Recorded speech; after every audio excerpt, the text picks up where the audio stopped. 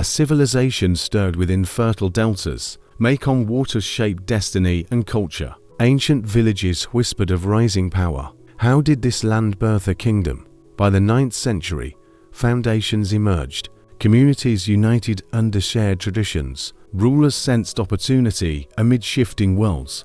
What force awakened the Khmer spirit? The Mekong linked distant kingdoms together. Trade flowed through river and forest paths. Merchants carried stories from far horizons.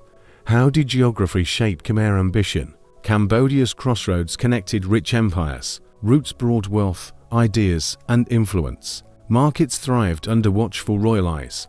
Why did traders favor this ancient heartland? Early rulers consolidated scattered territories. City-states bowed under determined leadership. Unity strengthened the kingdom's rising authority.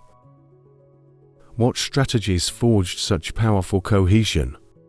Ambition crafted a centralized Khmer realm. Administration organized people, farms, and rituals. Strength flowed from disciplined royal systems. How did order transform regional landscapes? Angkor rose like a dream eternal. Temples crowned jungles with sacred stone. Monuments celebrated gods, kings, and cosmos. What mysteries sleep within Angkor's shadows? Its political might shaped Southeast Asia. Courts governed lands with unwavering influence. Rulers balanced belief, warfare, and diplomacy. How did Angkor command such vast respect? Culture flourished under powerful Khmer kings. Art revealed celestial journeys in stone. Religion mixed Hindu and Buddhist traditions. What spiritual vision guided this civilization? An empire dawned across tropical horizons. Centuries witnessed Khmer brilliance and dominance. Its legacy still echoes through modern Cambodia. How did this empire define Southeast Asian history? The earliest settlers shaped fertile lands. Rivers carved lifelines through forested plains. Communities gathered where water brought hope. Their story began in gentle silence. Villages grew beside slow-moving streams. Families relied on monsoon-blessed soil. Harvest cycles defined life and rhythm. Nature guided every choice they made. Hunting trails marked ancient community paths. Footprints echoed through untouched sacred forests. Seasons tested the strength of tribes. Still, resilience etched itself into memory. Small clans formed alliances for survival. Shared harvests strengthened fragile regional bonds. Elders safeguarded wisdom of ancestors. Traditions flowed like river currents. As populations expanded, leadership emerged gradually. Chieftains protected lands from roaming threats. Authority rose from loyalty, not conquest. People followed those who upheld stability. Migration brought diversity across river basins. Cultures blended into new evolving identities. Trade exchanged tools, grains, and stories. Communities deepened ties across the region. Local kingdoms began shaping early politics. Rival chiefs struggled for regional dominance. Territories shifted with fragile alliances. Power changed hands without lasting peace. Coastal groups traded with distant merchants. Foreign goods inspired stronger political structures. Hierarchies took shape among local rulers. Ambition pushed boundaries beyond village life. The land nurtured countless emerging tribes. Each sought purpose in expanding influence. Conflicts tested settlement strength repeatedly. Only determined leaders managed to endure. River deltas became centers of activity. Farmers built homes near fertile fields. Livestock shaped economy and social standing. Seasonal floods renewed soil every year. Maritime access encouraged wider interactions. Boats linked inland settlements to coastlines. Trade routes carried wealth and spiritual ideas. A regional identity slowly began forming. Religious rituals bonded early communities deeply. Spiritual leaders guided harmony and order. Ceremonies honored spirits of land. Faith united families through difficult times. These early societies learned cooperation's value. Shared labor strengthened expanding settlements significantly. Large projects demanded unity beyond bloodline. Collective effort forged cultural foundations. Over generations, small kingdoms gained confidence. Structures matured around leadership and duty. Communities recognized strength in central authority. The seeds of empire quietly emerged. Thus began the journey toward greatness. Pre-Angkorian roots shaped future civilization. Every village contributed to rising power. Foundations formed for the Khmer destiny. Indian merchants arrived through ancient sea routes. They carried beliefs across shimmering coastal horizons. New ideas blended with local traditions. Cultures met where waters shaped destinies. Scripts traveled with wandering learned priests. Sanskrit introduced refined systems of thought. Knowledge reshaped governance and social hierarchy. Writing empowered rulers with structured authority. Hindu cosmology fascinated emerging Khmer elites. Gods embodied power, protection, and cosmic order. Rulers aligned themselves with divine legitimacy. Heavenly symbolism strengthened earthly leadership claims. Epics inspired visions of sacred kingship. Stories shaped ideals of duty and honor. Legends guided rulers' spiritual responsibilities. The throne echoed mythological divine purpose. Brahmin scholars advised early Khmer courts. They performed rituals for prosperity and balance. Ceremonies unified people under shared belief. Religion anchored political authority firmly. Hindu temples honored gods of creation. Shrines reflected cosmic mountains and realms. Every stone carried symbolic spiritual meaning. Architecture mirrored divine order on earth. Indian art influenced Khmer expressions deeply. Sacred motifs shaped sculptures and ornaments. Carvings blended nature with divine imagery. A shared visual language slowly developed. Trade strengthened cultural exchange continually. Goods flowed alongside stories and teachings. Travelers carried philosophies across great distances. Ideas settled where people welcomed transformation. Buddhist monks journeyed through river settlements. Their teachings resonated with common villagers. Compassion offered peace during uncertain times. Faith softened the harshness of life. Monasteries formed in quiet forest regions. Disciples studied discipline, meditation, and wisdom. Their presence elevated moral understanding widely. A gentler worldview gained devoted followers. Kings respected Buddhist monks' peaceful counsel. Their sermons calmed tensions among tribes. Spiritual guidance shaped diplomatic strategies greatly. Wisdom balanced ambition with deeper reflection. Both religions coexisted in early society. Temples rose beside humble meditation halls. Communities practiced multiple spiritual paths. Harmony defined their blended cultural identity. Rituals honored gods and enlightened teachers. Festivals celebrated balance between heaven and earth. People embraced practices from both traditions. Belief became a shared cultural language. Indian influence reshaped political organization. Rulers adopted models of sacred kingship. Courts mirrored Indian administrative structures gradually. Stability grew through organized governing systems. These beliefs transformed Khmer identity entirely. Ideas enriched early foundations of power. Faith guided leaders toward empire's dawn. Destiny formed through culture's enduring influence. Rivers became lifelines for emerging communities. Waterways shaped settlements along fertile banks. Small city-states grew with careful planning. Life thrived where Mekong nourished lands. Villages clustered near strategic river bends. Trade and transport relied on flowing currents. Fertile soil encouraged farming and settlement. Prosperity emerged where waters met plains. Each city-state maintained its own authority. Leaders governed lands with localized power. Customs varied between neighboring territories. Distinct identities grew beside shared waters.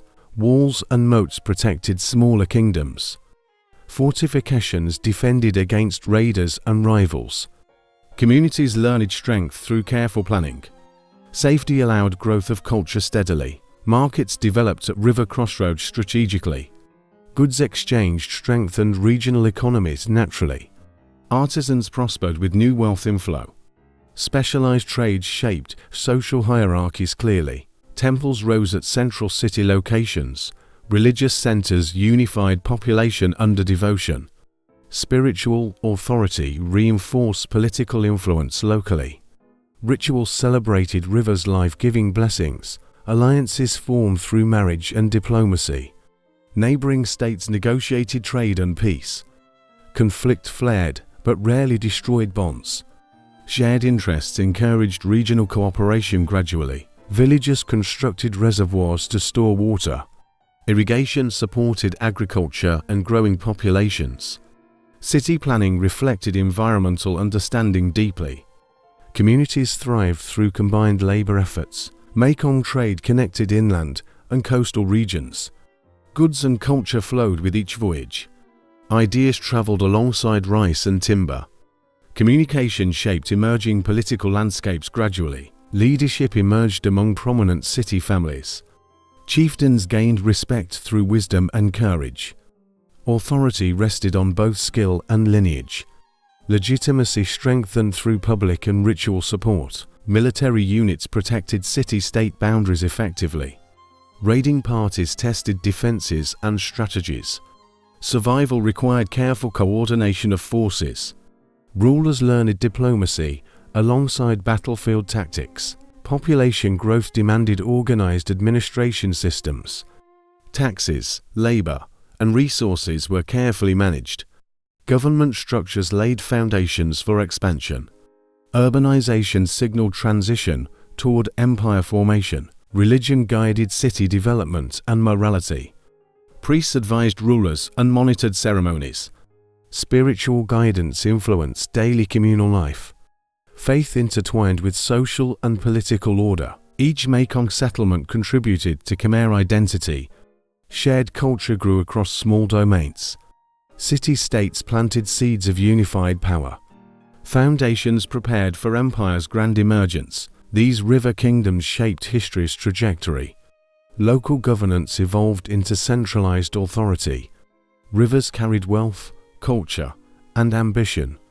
The Mekong became Khmer civilization's lifeline. Stone rose slowly from earth to sky. Early Khmer temples captured human devotion visually. Craftsmen carved stories into sacred surfaces. Faith-inspired architecture beyond practical needs. Reservoirs reflected ingenuity in water management. Communities stored rainfall for dry season. Irrigation supported fields and thriving villages. Engineering blended functionality with spiritual purpose. Temples honored gods with intricate designs. Sculptures depicted deities and epic tales. Reliefs told stories of kings and warriors. Art immortalized faith through stone and patience. Moats surrounded sanctuaries for protection. Water symbolized cosmic oceans of creation. Design balanced earthly and divine perspectives. Sacred geometry guided construction principles consistently. Brick and later sandstone became primary material. Stone blocks fitted without mortar precisely. Labor required careful planning and coordination. Projects demanded devotion, skill, and unity. Reservoirs regulated river floods efficiently. Barrays supplied villages during dry months. Water management displayed advanced Khmer engineering. These feats shaped agricultural stability significantly. Small temples grew into towering sanctuaries. Central shrines symbolized mountain peaks spiritually. Axis aligned with celestial bodies carefully. Architecture linked earth with heavens consciously. Relief art documented king's power visibly. Stories of conquest and devotion combined. Walls became libraries of carved history. Stone preserved legacy across centuries reliably. Laborers, artisans, and architects collaborated deeply. Communities shared purpose beyond daily survival. Temple building united society culturally strongly. Faith and work intertwined harmoniously in effort. Reservoirs influenced urban planning significantly. Water storage determined settlement location strategically. Villages clustered around reliable irrigation systems. Hydraulic projects shaped landscape over generations. Ceremonial spaces emphasized ritualistic importance highly. Courtyards, stairways, and ponds balanced proportion. Symmetry and aesthetics guided architectural decisions. Sacred designs reinforced spiritual hierarchy carefully. Early Khmer architecture reflected Indian inspiration, yet local creativity shaped unique identity. Fusion of styles marked evolving culture. Innovation defined Khmer structural masterpieces constantly. Stone temples became centers for learning. Rituals, astronomy, and administration coexisted there. Structures symbolized both power and devotion. Architecture bridged spiritual and social worlds. Early kings united scattered village communities gradually. Leadership emerged from skill, courage, and lineage. Alliances strengthened through marriage and diplomacy carefully. Authority expanded along fertile river plains efficiently. Local chieftains submitted to stronger rulers' guidance. Loyalty shifted towards central leadership naturally. Tributary relationships ensured obedience without constant warfare. Power grew steadily under pragmatic kings. Monarchs claimed divine sanction for rule. Religious ceremonies reinforced political legitimacy widely. Priests validated authority through sacred rituals. Faith intertwined with governance permanently and visibly. Military campaigns secured borders and resources effectively. Skirmishes subdued rebellious villages nearby successfully. Fortifications reinforced emerging centralized administration firmly. Conflict tested kings' strategic and leadership skills. Taxation and labor systems organized society efficiently. Workers maintained temples, roads, and reservoirs dutifully.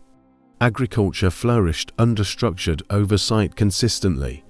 Central authority improved living conditions noticeably. Diplomacy forged ties with neighboring regions. Tributary states recognized Khmer kings' supremacy openly. Trade networks expanded through negotiation and respect. Kings balanced force with careful political acumen. Court rituals displayed power and grandeur beautifully. Public ceremonies reinforced loyalty and cultural unity. Royal presence inspired fear and admiration equally. Authority projected both spiritually and physically effectively. Kings promoted culture, arts, and education. Temples, monuments, and infrastructure flourished under them. Cultural patronage strengthened societal cohesion continuously.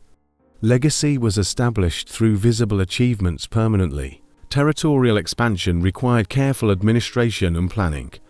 Governance extended from core to outer provinces. Officials managed villages under royal supervision reliably. Order prevailed where central authority intervened wisely. Succession passed power to capable heirs consistently. Stability depended on preparation and careful mentoring. Dynasties solidified legitimacy across generations steadily. Continuity ensured empires' early foundations endured. Gradual consolidation prepared Khmer society for greatness. Unity transformed fragmented communities into organized states. Kingship became central to political and spiritual life. The seeds of empire were firmly planted. Power, faith, and strategy intertwined skillfully. Strong leadership forged foundations for Angkor civilization. The Khmer identity crystallized under visionary kings. History began recording the empire's remarkable journey. Discover the legacy of Khmer Empire today. Visit Angkor. Witness history carved in stone. Explore temples, art, and stories preserved for centuries. Let this civilization inspire your curiosity and wonder. A new king emerged from regional struggle. Suryavarman II claimed authority over scattered lands. He defied foreign overlords and local rivals. Ambition fueled the birth of empire slowly. Ceremony at Mount Kulan marked independence officially. Rituals proclaimed him sovereign of all Khmer. Priests witnessed sacred rites for legitimacy. Divine blessing confirmed his rightful kingship publicly. He united fractious principalities under single rule. All chiefs pledged loyalty to his vision. Military might reinforced authority across territories. Strategic alliances strengthened his emerging governance effectively. Symbolic rituals declared eternal sovereignty formally. Devaraja cult established his divine status spiritually. Kingship intertwined religious authority with political power. Rituals legitimized rule across wide regions. Jayavarman to inspired loyalty through charisma carefully. Leaders respected his wisdom and decisive judgment. His presence commanded obedience without constant force. Authority flowed naturally from recognized leadership. Emerging empire began central administration slowly. Courts managed resources, labor, and tribute efficiently. Officials implemented law under king's guidance. Governance stabilized previously fragmented regions rapidly. The Mekong and Tonle Sap connected realms. Trade and communication flourished under unified control. Economic foundations strengthened emerging empire strategically. Rivers became lifelines of royal authority. Jayavarman to initiated monumental temple projects. Sacred constructions symbolized political legitimacy strongly. Divine association reinforced his supreme position. Faith and power merged in physical structures. Neighboring states observed Khmer independence cautiously. Diplomacy ensured recognition without immediate conflict. Strategic marriages linked regional elites effectively. Alliances expanded influence beyond original territories. Royal proclamations spread through inscriptions and edicts. Stone recorded achievements for eternity faithfully. Decrees communicated power, law, and religious duty. Legacy preserved in written and sacred forms. Military expeditions consolidated scattered principalities quickly. Resistance was met with calculated strategy firmly. Control extended gradually over surrounding regions. Empire's boundaries expanded under visionary leadership. Jayavarman became the symbol of unity. People rallied under his ambitious leadership consistently. Foundations of the Khmer Empire were laid. Independence marked beginning of centuries-long dominance. Faith, ritual, and strategy intertwined perfectly. Devaraja cult ensured rulers' divine presence. Authority strengthened both spiritually and politically. Empire's first step carved history permanently. The stage was set for Angkor's rise. Founding king shaped vision of centralized rule. Kingdom transformed from fragmented territories to empire. Jayavarman II's declaration echoed through generations. Jayavarman envisioned a strong, central rule. Power consolidated under a single royal authority. Local chiefs now answered directly to him. Unity strengthened Khmer lands politically and culturally. Angkor was chosen for strategic central location. Rivers, forests, and plains offered natural defense. Waterways connected settlements across the empire efficiently. Geography reinforced both trade and political control. Royal court became heart of administration steadily. Officials managed tribute, labor, and resources carefully. Structured governance replaced fragmented local power structures. Central authority ensured stability across expanding territories. Massive projects reflected the king's centralized vision. Temples, roads, and canals demonstrated state power. Monumental architecture symbolized control and divine authority. Civil engineering unified empire under one king. Angkor's layout followed cosmic and religious principles. City design aligned with mountains, rivers, and sun. Sacred geometry reinforced rulers' divine connection. Architecture mirrored heaven on earth intentionally. Palaces and sanctuaries reinforced political and spiritual presence. Officials administered law and organized community work. Ceremonies united population under king's leadership. Public events emphasized order and hierarchy visibly. Tributary states were integrated through diplomacy and oversight. Centralized system collected taxes, goods, and labor. Officials ensured consistent enforcement of royal decrees.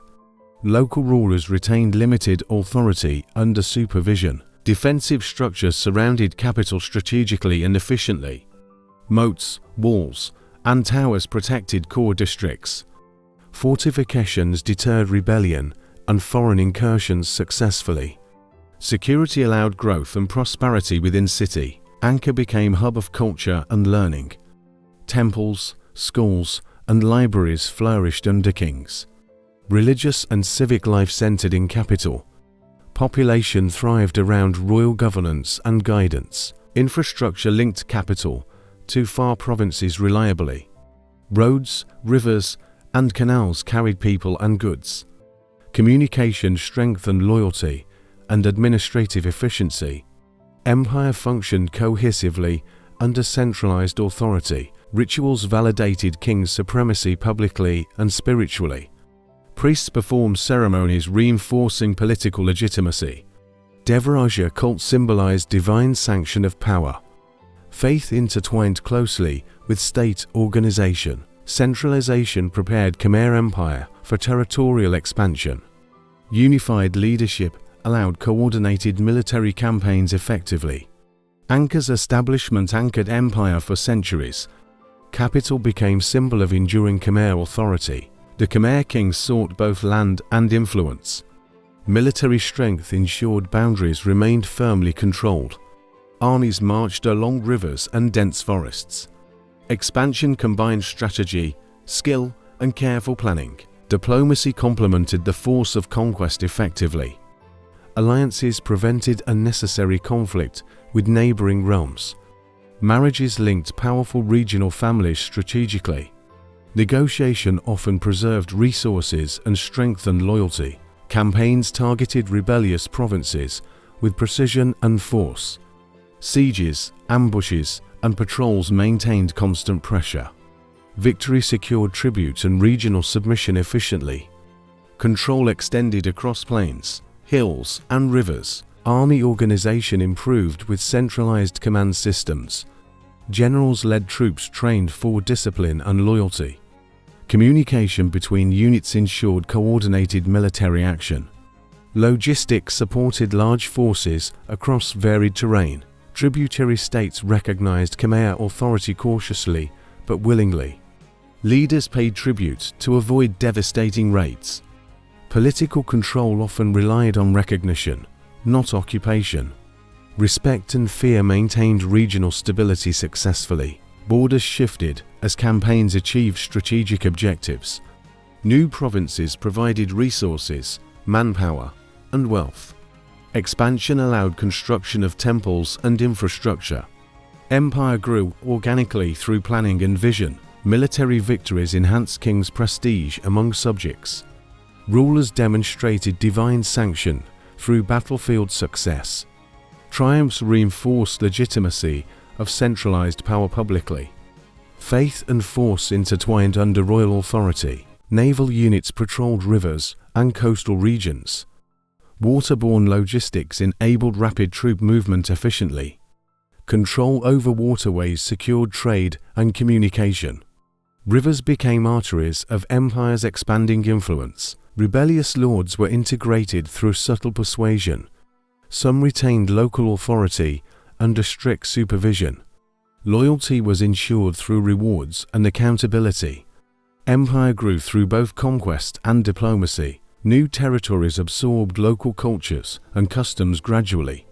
Integration relied on tribute, rituals, and administration.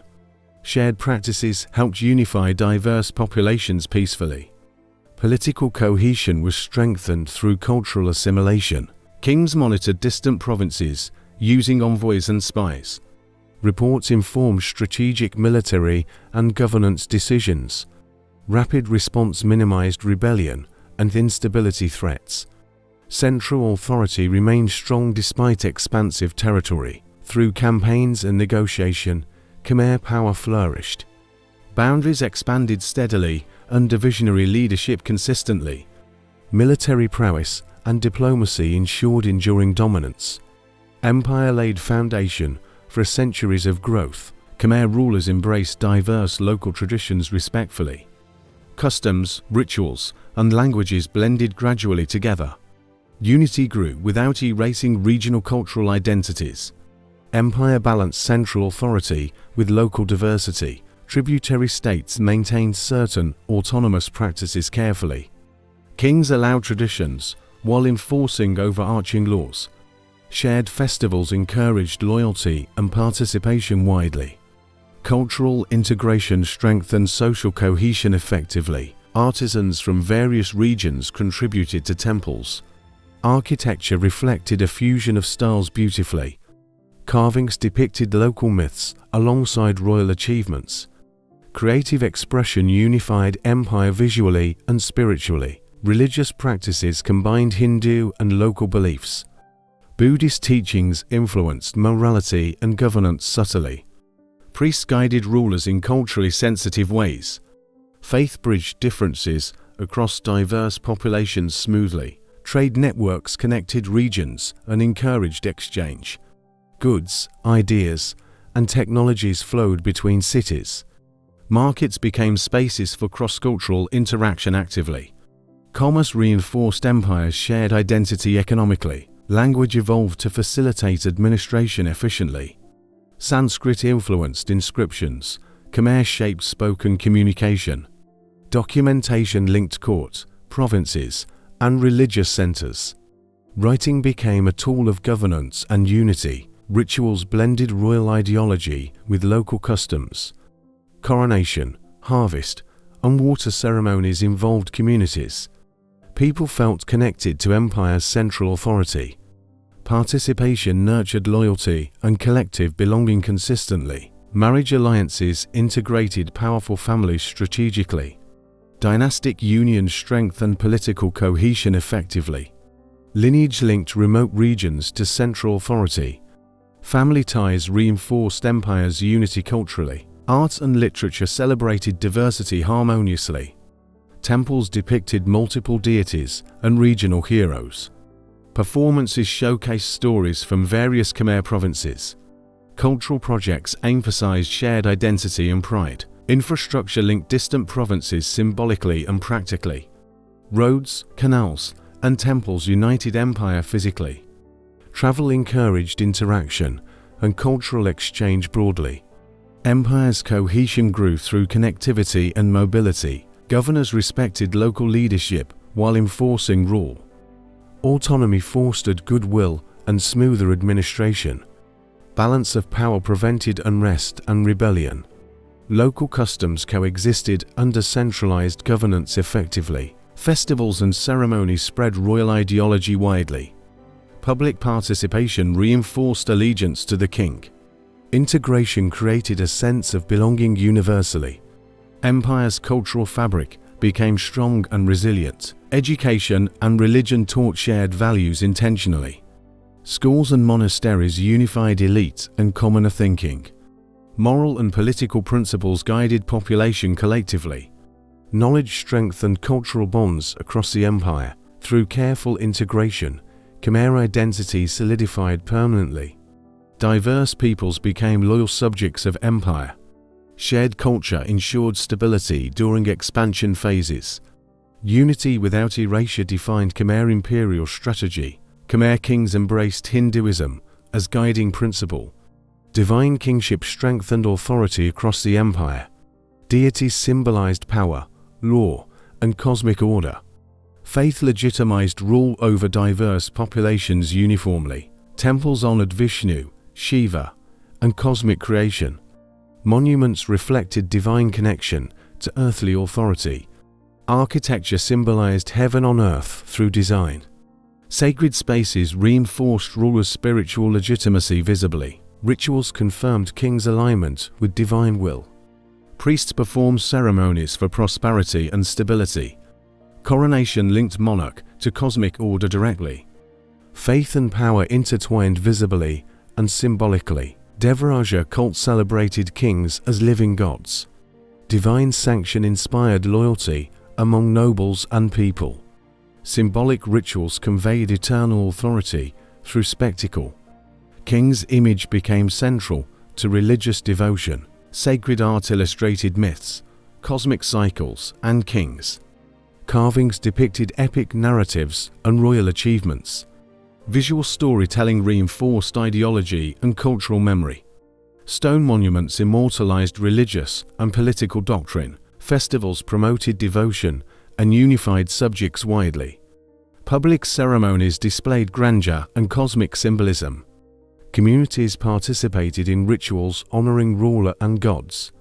Faith intertwined society with imperial governance seamlessly. Temples functioned as administrative and spiritual centers. Officials coordinated labor and resources through religious authority. Sacred spaces governed civic, cultural, and political life. Religion permeated all aspects of Khmer civilization consistently. Hinduism guided moral, social, and political codes. Kingship ideals emphasized duty, justice, and cosmic harmony. Religious teachings shaped behavior of subjects effectively. Law and faith worked together under royal direction. Monuments reflected king's role as universe's guardian. Angkor Wat symbolized power, devotion, and divine order. Architecture celebrated emperor's sacred relationship with gods. Physical structures mirrored religious ideology and statecraft. Priests advised kings on sacred matters wisely. Ceremonies reinforced legitimacy during war and peace. Divine connection justified expansion and governance firmly.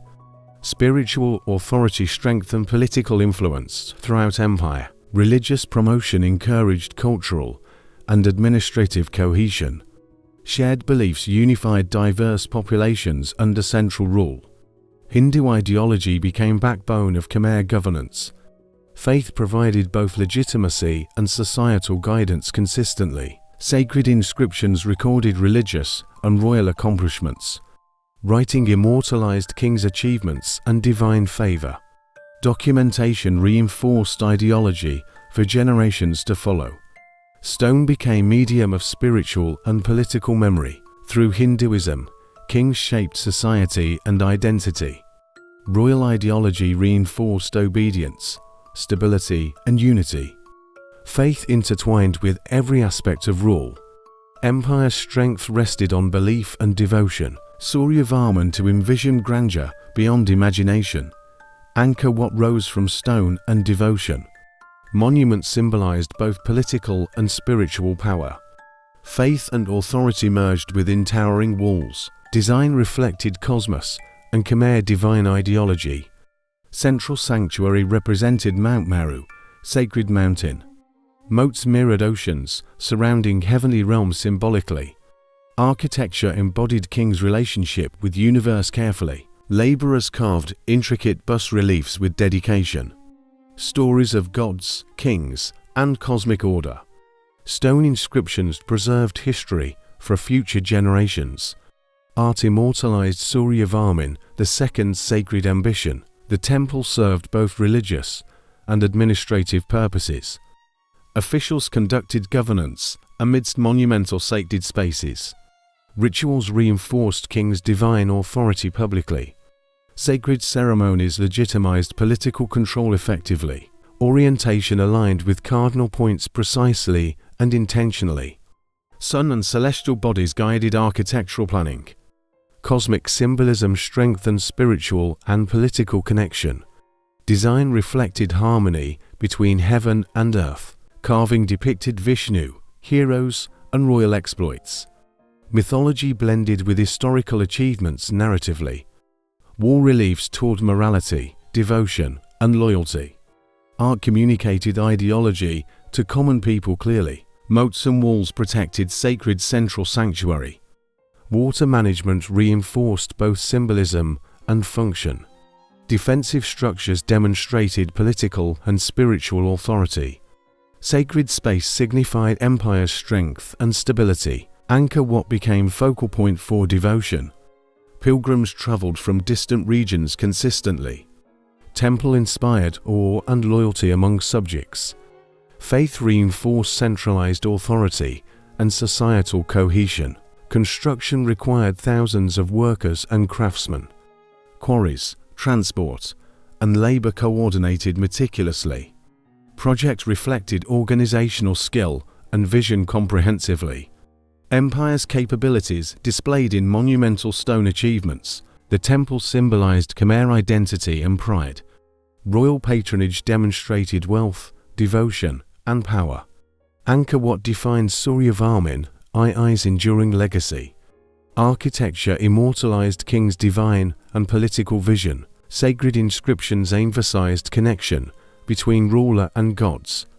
Kingship represented cosmic order and earthly governance. Temples served as eternal testament to authority. Power and devotion intertwined within every stone. Religious festivals celebrated king's divine presence publicly. Communities participated in ritualistic devotion collectively. Faith reinforced political stability throughout the empire. Sacred symbolism maintained loyalty across generations effectively. Angkor, what became icon of Khmer civilization. Political, religious, and artistic achievement combined seamlessly. Monument reflected empire's apex in history. Golden Age reached its monumental expression vividly. Suryavarman to sought expansion beyond Khmer borders. Armies marched into Thailand and northern Laos. Strategy combined force, diplomacy, and precise planning. Victory extended empire's reach and influence steadily. Soldiers trained for river, forest, and hill warfare. Logistics ensured sustained campaigns across challenging terrain. Commanders coordinated movements with disciplined efficiency. Troop mobility allowed rapid strikes and response. Campaigns subdued rebellious provinces and neighboring kingdoms. Tribute reinforced submission without permanent occupation consistently. Local rulers negotiated loyalty through cautious diplomacy. Power spread through both fear and respect. Military strength reinforced king's political authority effectively. Conquest projected empire's prestige across Southeast Asia. Expansion secured trade routes and valuable resources. Control over territory supported centralized administration efficiently. Naval units patrolled rivers to secure supply lines. Boats enabled troop movement and communication reliably. Waterways were crucial for sustaining distant campaigns. Rivers became lifelines of military logistics strategically. Fortresses and garrisons anchored newly acquired provinces. Defensive structures deterred rebellion and enemy attacks. Local populations were integrated under Khmer governance. Empire stabilized through military and administrative presence. Campaigns inspired loyalty and fear among neighbors. Alliances strengthened through marriages and tribute strategically. Subjugation maintained without constant warfare or oppression. Diplomacy complemented victories to extend influence effectively. Kings documented achievements through inscriptions and chronicles. Stone records celebrated campaigns and divine support. Victory reinforced legitimacy of Suryavarman II's reign. History immortalized expansion and martial prowess prominently. Military operations supported economic and cultural growth. Secured regions contributed resources, labor, and trade. Expansion allowed temples and infrastructure projects development. Empire prospered from both conquest and integration steadily. Campaigns established Khmer dominance across northern frontiers. Regional influence deterred rival kingdoms from rebellion. Strong military presence ensured centralized control efficiently. Borders reflected strategic, political, and military planning.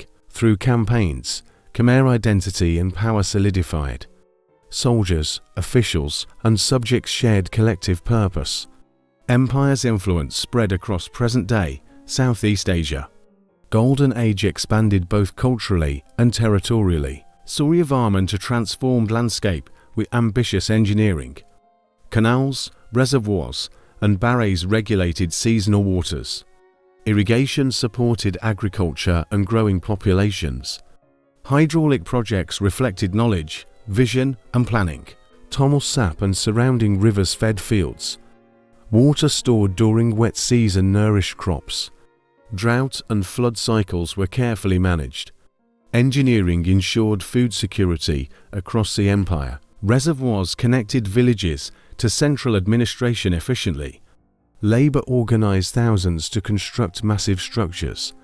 Community cooperation maintained infrastructure across vast lands.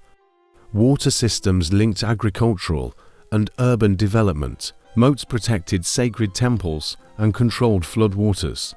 Symbolism mirrored cosmic oceans surrounding Mount Meru. Function blended with religious and political ideology. Hydraulics demonstrated power and divine association simultaneously. Canals carried boats, goods, and messages efficiently. Trade and communication relied on engineered waterways. Connectivity supported cultural, economic, and administrative unity. Waterways became arteries, sustaining empire's expansion systematically. Local populations maintained irrigation collaboratively over generations.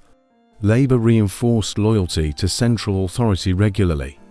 Communities shared knowledge of seasonal cycles expertly.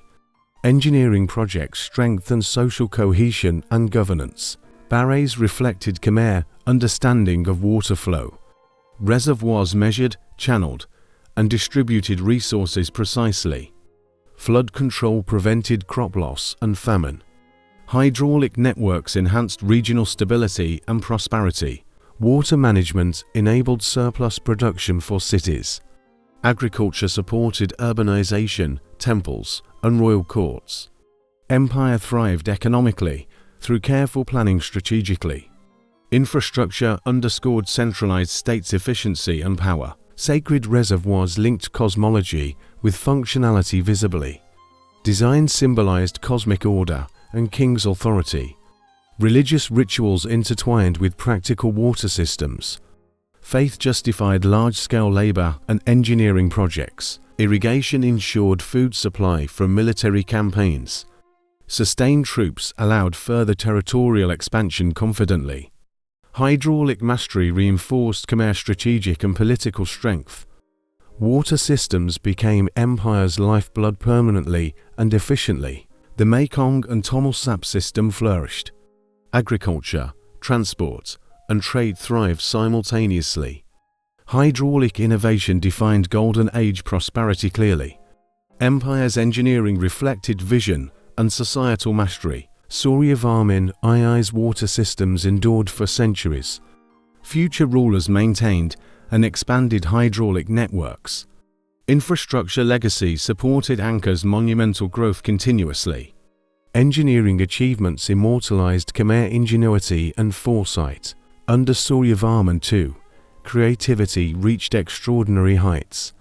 Temples rose as symbols of divine power. Artisans carved stories of gods and kings. Stone reflected both spiritual and political grandeur. Bas-reliefs depicted epic tales vividly and intricately. Scenes of battle, devotion, and royal ceremony. Every wall narrated history and divine authority. Sculpture communicated ideology to both elite and populace. Temple architecture fused function with cosmic symbolism beautifully. Sanctuaries represented Mount Meru at the center. Moats and galleries echoed oceans surrounding sacred mountains. Design reflected king's divine and earthly role. Carvings honored Vishnu, Shiva, and celestial beings. Scenes blended mythology, morality, and political authority. Faith, art, and governance intertwined seamlessly. Stone walls immortalized Khmer ideology for generations. Terracotta and bronze complemented monumental stoneworks. Statues, jewelry, and ritual objects enhanced sacred spaces. Artisans showcased skill, innovation, and cultural vision. Creative expression defined Khmer Golden Age identity. Construction demanded collaboration among craftsmen, laborers, and priests. Projects required coordination, planning, and precision. Skill passed through generations ensured quality consistently. Monuments reflected collective effort and devotion. Relief sculptures displayed daily life, devotion, and warfare. Scenes captured agriculture, ceremonies, and noble life. Art documented empire's culture and achievements meticulously. Public appreciation reinforced cultural cohesion across populations. Architectural elements emphasized symmetry, proportion, and grandeur. Towers, galleries, and courtyards created sacred harmony. Designs guided movement, ritual, and contemplation intentionally. Space embodied both functional and spiritual meaning. Angkor Wat epitomized artistic and architectural mastery. Every stone symbolized devotion, power, and knowledge. Innovation in carving and layout inspired awe. Monument reflected Khmer ambition and vision permanently. Temple decoration integrated iconography with state ideology. Art reinforced king's role as divine ruler. Mythological narratives strengthened political legitimacy visibly. Religion and art coexisted to unify empire. Sculptural styles evolved with influence and creativity. Indian motifs blended with local Khmer innovation. Artistic fusion reflected cultural integration and pride. Golden Age celebrated both tradition and originality. Temples became centers of learning, worship, and administration. Sacred spaces guided spiritual, cultural, and political life. Art and architecture symbolized centralized state strength. Public spaces inspired devotion and civic pride. Craftsmanship, scale, and vision defined this era. Legacy endured in temples, reliefs, and sculptures. Golden Age's artistic brilliance shaped Khmer identity. Empire's creativity reflected vision, devotion, and authority. Suryavarman II strengthened royal authority across Khmer lands. Centralized power reduced local chiefs' independent influence. Loyalty flowed from ruler to provincial governors directly. Administration became more efficient under structured governance systems. Legal codes standardized rules for all citizens equally. Justice applied consistently across diverse provinces and communities. Royal decrees clarified responsibilities and punishments clearly. Law reinforced king's authority and social order. Officials oversaw tax collection, labor, and resource management. Tributes supported temples, armies, and royal projects. Central oversight reduced corruption and local disputes effectively. Administration strengthened state control throughout empire systematically. Monarch's word became final in disputes publicly. Courts ensured decisions aligned with royal policy. Priests supported moral and spiritual guidance simultaneously. Faith and law intertwined to legitimize rulings fully. Laws protected land, water, and agricultural production. Regulations maintained canals, reservoirs, and temple estates. Infrastructure sustained economic prosperity under legal oversight. Water and land management reflected codified royal priorities. Royal power consolidated through ceremonial and symbolic authority. Coronation rituals reinforced divine right to govern. Public festivals demonstrated king's supreme position visually. Rituals united subjects under political and spiritual law. Codified laws guided military, trade, and governance. Officials enforced rules across provinces efficiently and fairly. Legal framework ensured compliance and minimized rebellion. Empire functioned smoothly under structured regulations. Marriage alliances strengthened dynastic continuity strategically. Loyal families administered distant regions with oversight. Royal authority extended peacefully through trusted intermediaries. Stability depended on law, loyalty, and planning. Record-keeping preserved legal and administrative decisions permanently. Inscriptions detailed punishments, duties, and royal directives. Documentation reinforced central authority and governance transparently.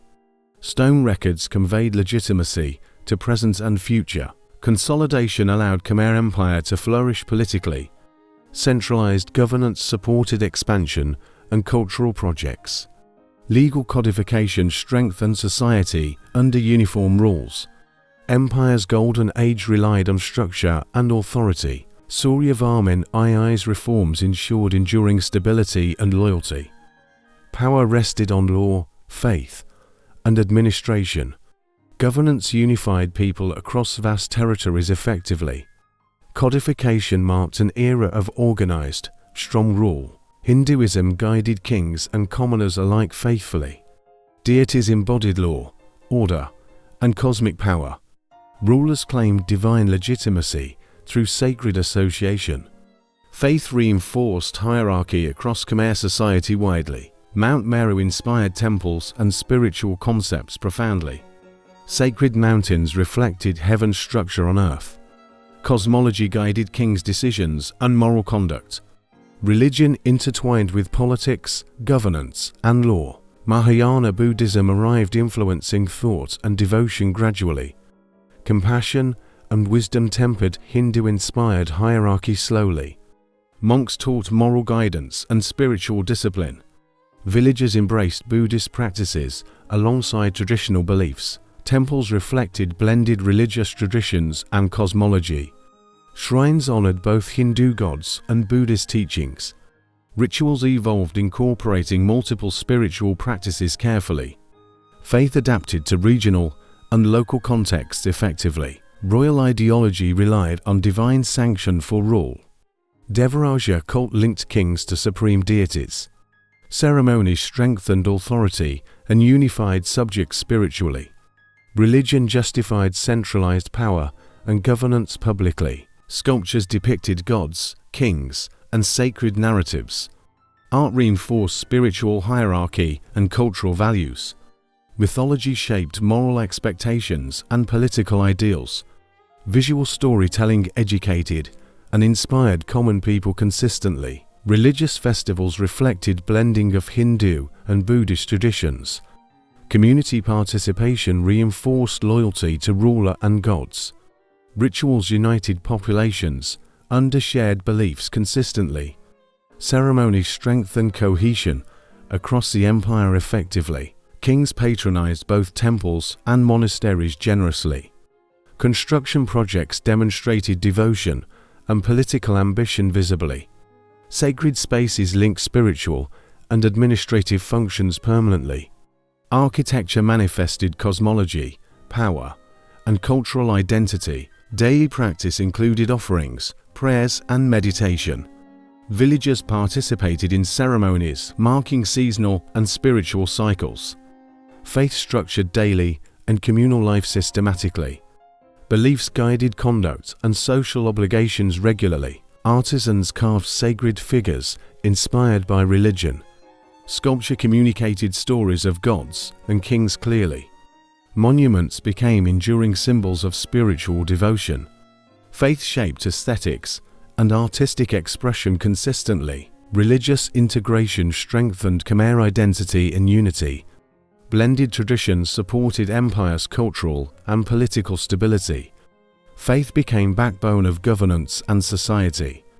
Beliefs guided rulers, elites, and commoners alike. Education and religious instruction nurtured moral values. Monks and priests taught philosophy, ritual, and law. Knowledge reinforced spiritual understanding and social order. Faith maintained cohesion and respect for authority. Through Hinduism and Mahayana Buddhism, Khmer civilization flourished. Belief systems shaped art, governance, and culture. Religion unified people under centralized royal power. Spiritual foundations endured across centuries and dynasties. Temples were designed as microcosms of universe. Mount Meru's image-guided architectural layout precisely. Central towers symbolized kings' sacred divine connection. Moats reflected oceans, surrounding heavenly mountain consciously.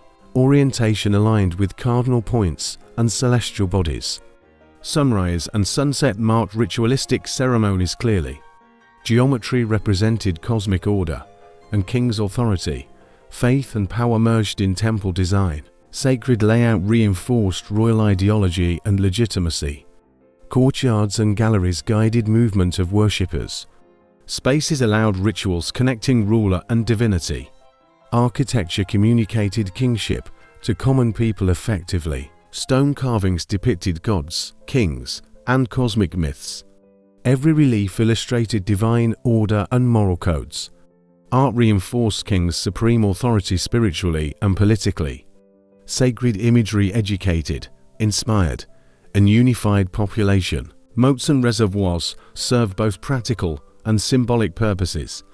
Water represented oceans, encircling cosmic mountain faithfully. Irrigation linked sacred symbolism with agriculture efficiently. Engineering blended utility with divine meaning consistently. Construction required thousands of laborers and skilled artisans. Quarries supplied stone, while organization ensured efficiency. Labor reinforced devotion to king and religious cause. Collective effort reflected centralized authority and faith. Temple complexes integrated administrative, religious, and ceremonial spaces. Officials coordinated rituals, governance, and tribute collection simultaneously. Sacred architecture became hub of imperial administration effectively. Faith and power coexisted within built environments. Towers rose like mountains in symbolic grandeur. Central sanctuaries housed statues of gods and kings. Devotion, authority, and cosmic order intertwined visibly. Structures conveyed kings' divine and earthly responsibility. Reliefs illustrated royal achievements alongside mythological tales. Art communicated victories, rituals, and moral principles. Stone carvings preserved history and ideology permanently. Monuments became tools of governance and devotion. Design emphasized symmetry, proportion, and sacred hierarchy. Spatial organization reflected both religious and political priorities. Movement through temple guided spiritual and ceremonial practice. Every architectural element symbolized cosmos and kingship. Sacred precincts hosted rituals, reinforcing social hierarchy. Priests and nobles participated in public ceremonies collectively. People witnessed divine authority legitimized through ritual. Faith and kingship intertwined to unify empire. Temples symbolized continuity between past, present, and future. Architecture celebrated dynastic power and divine sanction. Monuments conveyed imperial identity to all subjects. Sacred construction immortalized kings' cosmic authority permanently. Integration of art, faith, and governance flourished. Temples expressed empire's ideological, political, and spiritual vision. Golden Age marked by monumental sacred architecture. Divine kingship reflected in stone, water, and reliefs. Angkor Wat exemplified Khmer mastery of religion, art, and engineering. Cosmic symbolism reinforced kings' legitimacy across empire.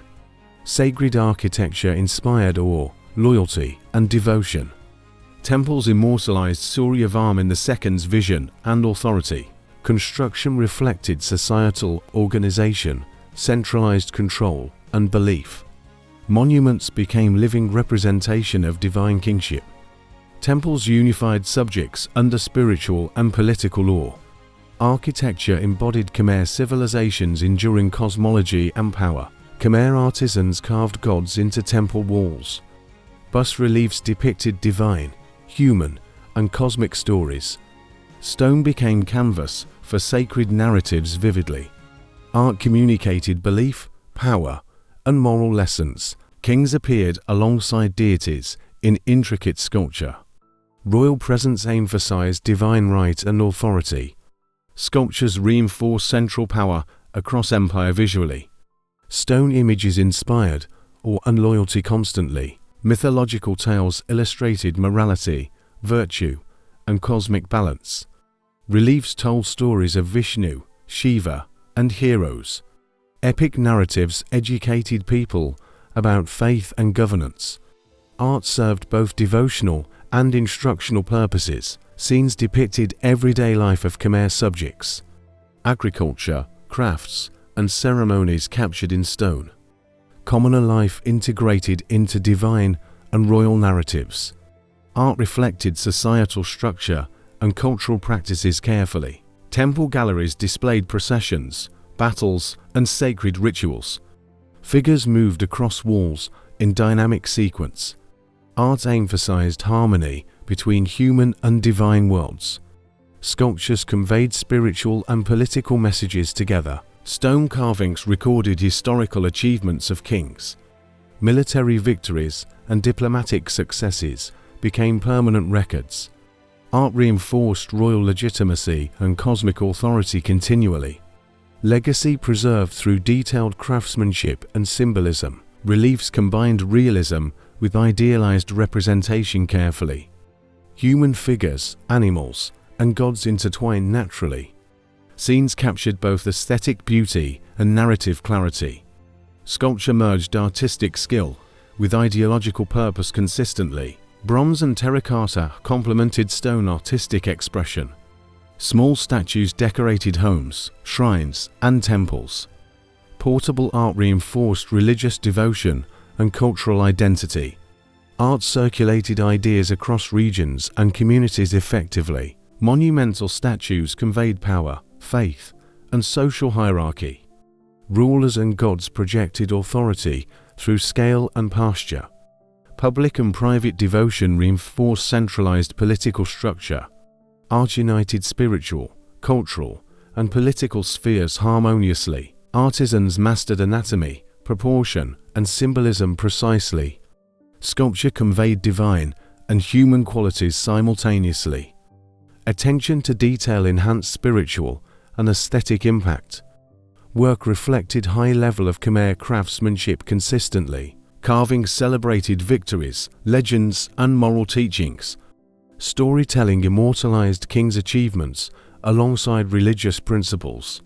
Art functioned as historical, spiritual, and political record. Stone reliefs preserved Khmer heritage for posterity permanently. Religious iconography guided design and placement of sculptures. Images emphasized cosmic order and king's divine role. Faith legitimized rulers through artistic expression visibly. Devotion inspired both elite and commoner participation actively. Temple courtyards displayed statues symbolizing harmony and power. Art reinforced belief in divine kingship publicly. Sculpture linked spiritual authority with political dominance consistently. Monuments became enduring symbols of Khmer civilization. Through art, Khmer culture and ideology flourished widely. Sculpture united religion, history, and royal ambition. Visual storytelling strengthened societal cohesion and identity. Legacy endured across generations through stone and bronze. Daily life revolved around agriculture and village routines. Rice fields provided sustenance for commoners and elites. Families worked together planting, harvesting, and storing crops. Seasons dictated labor, festivals, and spiritual practices. Social hierarchy structured responsibilities and privileges carefully. Kings and nobles directed administration and defense consistently. Artisans and workers supported construction and daily needs. Commoners provided labor, food, and local goods regularly. Artisans held crucial roles in society's functioning. Stone carvers built temples and decorated sacred walls. Sculptors crafted statues and reliefs for royal temples. Craftsmen created bronze, jewelry, and ritual objects. Knowledge passed down through families and apprenticeships carefully. Skills refined over generations ensured quality and precision. Masters supervised laborers while teaching techniques and traditions. Craftsmanship maintained both practical function and religious symbolism. Merchants and traders connected provinces and markets widely. Goods like rice, salt, and textiles circulated actively. Commerce supported artisans, temples, and royal projects efficiently. Trade strengthened regional and imperial cohesion consistently. Priests guided rituals, education, and moral conduct. Faith influenced daily routines and communal obligations directly. Religious practice reinforced social order and hierarchy effectively. Communities participated in ceremonies supporting both ruler and gods. Nobles oversaw administration, tribute, and territorial management carefully. Officials enforced law and supervised local leaders diligently. Governance required coordination between capital and outlying regions. Structure ensured stability across the Khmer Empire efficiently. Women played important roles in household and economy. They managed cooking, childcare, and small-scale craft production.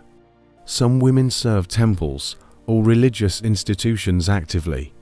Daily responsibilities balanced domestic and communal obligations effectively. Children learned family trades, agricultural skills, and customs. Education focused on survival, social norms, and devotion. Apprenticeships trained next generation of skilled artisans.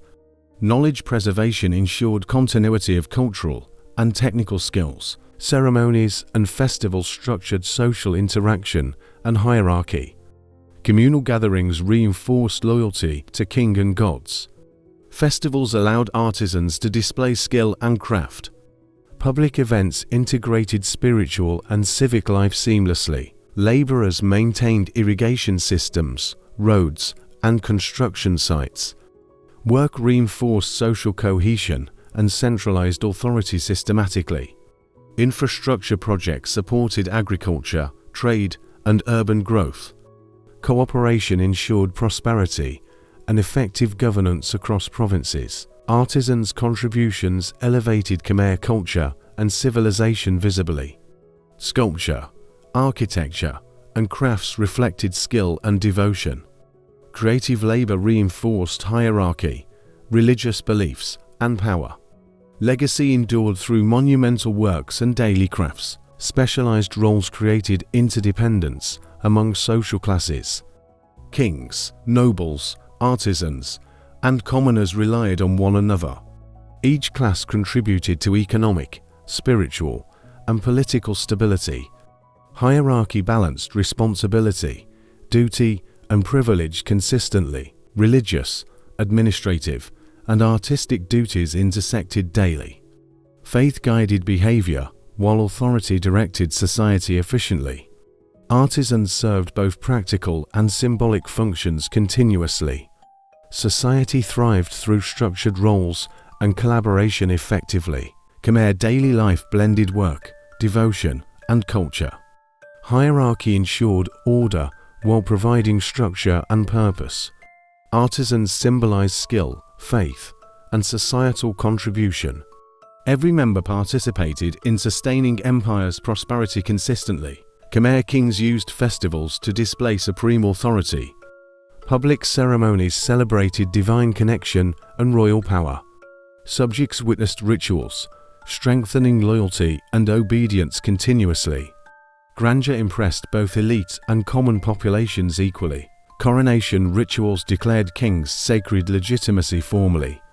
Priests performed ceremonies linking ruler to gods. Divine sanction justified political decisions and governance. Rituals reinforced central authority across vast empire. Seasonal festivals celebrated harvest, rain, and fertility. Communities participated in offerings, dances, and prayers. Faith and tradition united villages under royal guidance. Participation strengthened obedience and communal identity consistently. Temple ceremonies marked sacred occasions throughout the year. Sacred spaces hosted rituals, blending religion and politics. Kings presided over ceremonies demonstrating cosmic and earthly power. Devotion and authority merged visibly for all participants.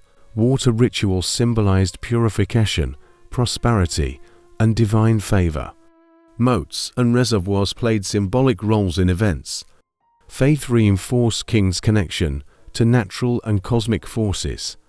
Community observed sacred rites, reinforcing social hierarchy publicly. Processions displayed images of gods and royal figures.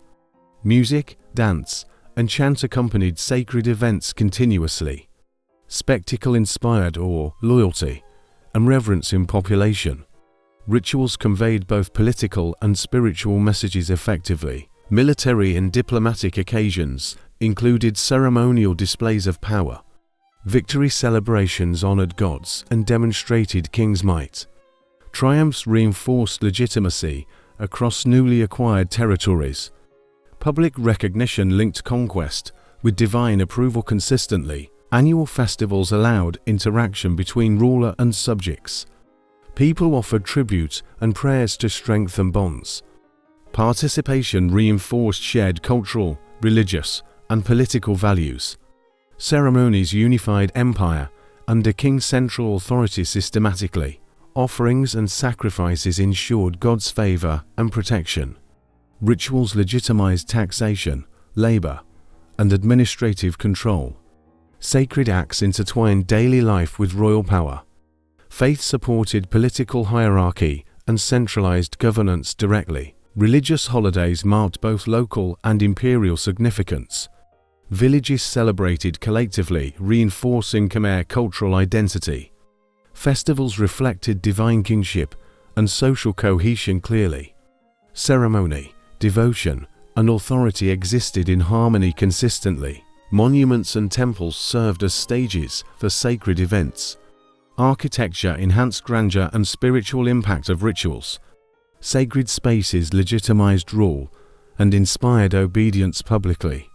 Design and ritual emphasized divine protection and authority. Royal rituals educated population about law and hierarchy. Stories of gods reinforced social norms and morality. Faith guided conduct, obedience, and civic participation effectively. Rituals maintained both spiritual and political order consistently. Ceremonies displayed empire's wealth, power, and sophistication. Elaborate attire, decorations, and processions inspired admiration widely. Pageantry reinforced loyalty and centralized rule permanently. Spectacle communicated authority beyond written or spoken word. Festivals strengthened unity across diverse Khmer provinces. Shared celebrations promoted allegiance to king and gods. Participation transcended social and regional differences effectively. Ceremony became a tool of governance and devotion. Through rituals, the king's sacred power was reinforced. Authority, faith, and cultural identity intertwined harmoniously. Temples, festivals, and processions strengthened Khmer unity permanently. Royal ceremonies ensured loyalty across generations consistently. Khmer builders mastered working with sandstone and laterite. Durable materials allowed temples to endure centuries. Stone blocks cut precisely and assembled carefully. Craftsmanship reflected knowledge, skill, and artistic vision. Foundations prepared meticulously to ensure stability and longevity. Laterite provided solid core for massive structures. Sandstone allowed detailed carving of gods and kings. Materials chosen for function, beauty, and symbolism. Laborers and artisans coordinated under royal supervision efficiently. Quarries supplied stones, while transport required precise organization. Teams carved, shaped, and placed stones methodically. Construction reflected centralized planning and large-scale management. Complex techniques ensured temples resisted floods and decay. Engineering addressed soil, water, and weight distribution. Structures remained standing through centuries of tropical weather. Durability symbolized power, stability, and divine connection. Temples featured galleries, towers, courtyards, and sanctuaries. Design facilitated ritual movement and spiritual experience deliberately. Architectural layout reflected cosmology and king's authority. Sacred geometry guided every element of construction. Stone surfaces allowed intricate bas-reliefs and inscriptions. Carvings depicted mythology, kingship, and daily life. Artistry complemented engineering and functional sacred spaces. Sculptural and architectural mastery combined seamlessly in design. Construction required thousands of skilled and unskilled workers. Organization reflected state power and administrative capacity. Cooperation reinforced social cohesion and loyalty to king. Labor embodied both practical and symbolic purpose consistently. Temples integrated spiritual, ceremonial, and administrative functions efficiently. Buildings housed rituals, officials, and sacred relics. Architecture embodied centralized governance and divine kingship visibly. Sacred spaces reflected ideology in physical form permanently. Advanced techniques allowed multi-story towers and galleries precisely. Corbelled arches and terraces demonstrated ingenuity and skill.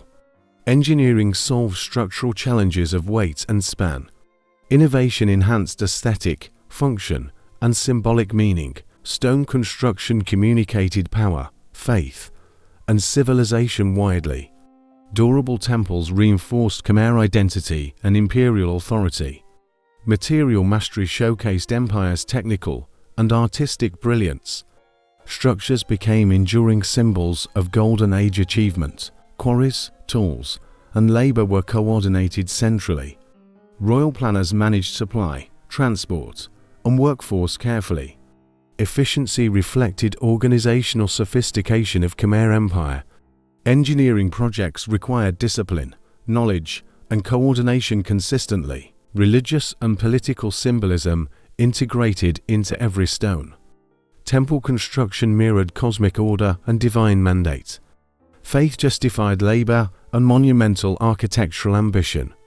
Architecture expressed ideology, authority, and cultural sophistication permanently. Legacy of materials and techniques influenced future builders. Knowledge of stone construction passed across generations successfully. Durable methods shaped Khmer cultural and spiritual landscape. Engineering mastery ensured temples would endure and inspire. Construction reflected vision, devotion, and centralized control. Sandstone and laterite became hallmarks of Khmer greatness. Temples symbolized royal authority and spiritual connection visibly. Architecture embodied empire's technical, artistic, and religious mastery. Angkor Wat reflected ambition, devotion, and imperial vision. Central Tower symbolized Mount Meru, cosmic mountain sacred. Moats mirrored oceans, surrounding heavenly realms purposefully. Architecture blended political power with religious authority seamlessly. Stone galleries displayed bas-reliefs of gods and kings. Narratives illustrated mythology, morality, and royal achievements. Art and structure reinforced faith and centralized governance. Monuments became both sacred sites and political symbol. Bayon stood at Angkor Thom's spiritual center. Faces of Avalokiteshvara adorned towers repeatedly and symmetrically. Smiling stone faces radiated serenity and divine oversight. Architecture reflected Buddhist influence and king's divine role. Angkor Wat employed precise alignment with cardinal points. Orientation matched sun, moon, and cosmic cycles. Design emphasized harmony between earthly and celestial spheres. Geometry and symbolism reinforced king's sacred authority. Bayon combined religious symbolism with urban planning effectively. Central sanctuary anchored cities' administrative and ceremonial activities. Art and architecture guided movement and devotion strategically. Sacred space integrated faith with practical functions successfully. Reliefs captured daily life, warfare, and legendary stories. Bas-reliefs preserved history, culture, and spiritual teachings simultaneously. Artistic mastery immortalized Khmer civilization and royal ideology. Stone surfaces conveyed cultural, spiritual, and political messages. Construction required thousands of artisans and laborers skillfully. Quarries, transport, and placement demanded precise organization. Collaborative effort reflected centralized planning and authority visibly. Monumental scale demonstrated empire's technical and artistic power. Angkor Wat's terraces and courtyards created sacred progression. Visitors experienced ritualistic journey from outer to inner sanctum. Movement through space reflected cosmology and divine kingship. Architecture guided spiritual and ceremonial practices deliberately. Bayon's unique face towers symbolized compassionate divine oversight. Faces connected ruler with cosmic and spiritual authority. Artistic and symbolic innovation distinguished Khmer architectural style. Stone carvings became enduring icons of cultural identity. Both temples integrated political, religious, and ceremonial functions. Structures hosted administration, rituals, and public ceremonies effectively. Architecture communicated power, faith, and cosmology simultaneously. Sacred spaces reinforced centralized governance and divine kingship. Angkor Wat became pilgrimage site, attracting devotees widely. Bayon embodied harmony of faith, politics, and art. Monuments symbolized Khmer creativity, authority, and spiritual devotion. Golden Age reached pinnacle of architectural mastery permanently. Reliefs depicted victories, legends, and moral teachings vividly. Art preserved history, culture, and religious beliefs collectively. Temples functioned as spiritual, social, and political centers. Stone narratives educated population on faith and governance consistently. Angkor Wat and Bayon influenced subsequent Khmer architecture significantly. Design principles shaped temples across Southeast Asia centuries later. Architectural innovation inspired both form and symbolism repeatedly. Legacy endured through monumental stone and artistic brilliance. Monuments reflected technical mastery, aesthetic vision, and ideology. Sacred and secular authority coexisted in built environments. Temples symbolized Khmer civilization's golden age achievements clearly. Architecture immortalized kings, faith, and empire for generations. Khmer engineers mastered hydraulic systems for agriculture efficiently. Barrays stored water during rainy and dry seasons. Canals distributed water to fields across vast lands. Irrigation supported population growth and temple construction consistently. Reservoirs reflected both practical function and sacred symbolism. Water symbolized cosmic oceans surrounding Mount Meru deliberately. Faith and engineering merged in hydraulic design seamlessly. Sacred reservoirs reinforced king's divine authority publicly. Thom sap and surrounding rivers fed rice paddies. Seasonal flood and drought cycles were managed carefully. Water flow controlled through canals, gates, and sluices.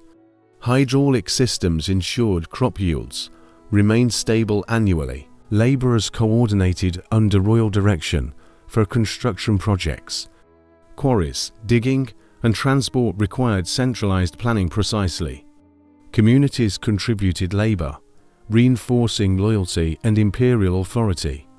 Engineering projects reflected both practicality and ceremonial significance. Barrays connected villages, temples, and administrative centers efficiently. Waterways facilitated trade, transport, and communication reliably. Hydraulic networks strengthened cohesion between capital and provinces.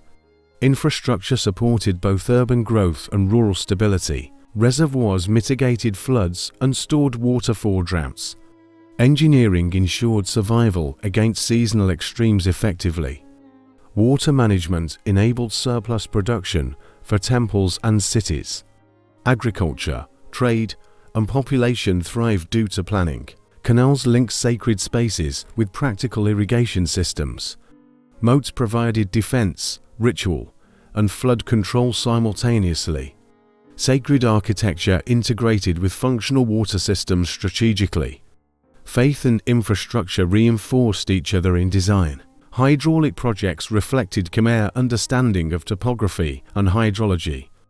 Barrays required precise leveling and careful construction techniques. Advanced methods demonstrated knowledge of engineering and environmental management. Technical skill preserved resources and supported empire's expansio. Water management enabled ceremonial events and religious rituals. Temples received water for purification and offerings regularly. Sacred use reinforced king's divine connection publicly. Engineering served both spiritual and practical purposes effectively. Maintenance relied on skilled laborers and coordinated administration. Communities ensured canals and reservoirs functioned continuously. Infrastructure strengthened social cohesion and imperial oversight efficiently. Water systems reflected centralized governance and collective responsibility. Barrays became symbols of Khmer ingenuity and power. Scale and precision reflected technological and political mastery. Hydraulic engineering demonstrated empire's ability to control environment.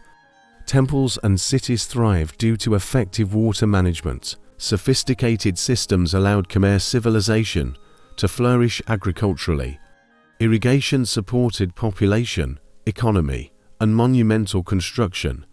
Hydraulic innovation became hallmark of Angkorian Golden Age. Water engineering reflected vision, planning, and statecraft permanently. Angkorian cities were carefully planned and organized. Royal and religious precincts structured city layout clearly. Central palace anchored administration, ceremonies, and governance.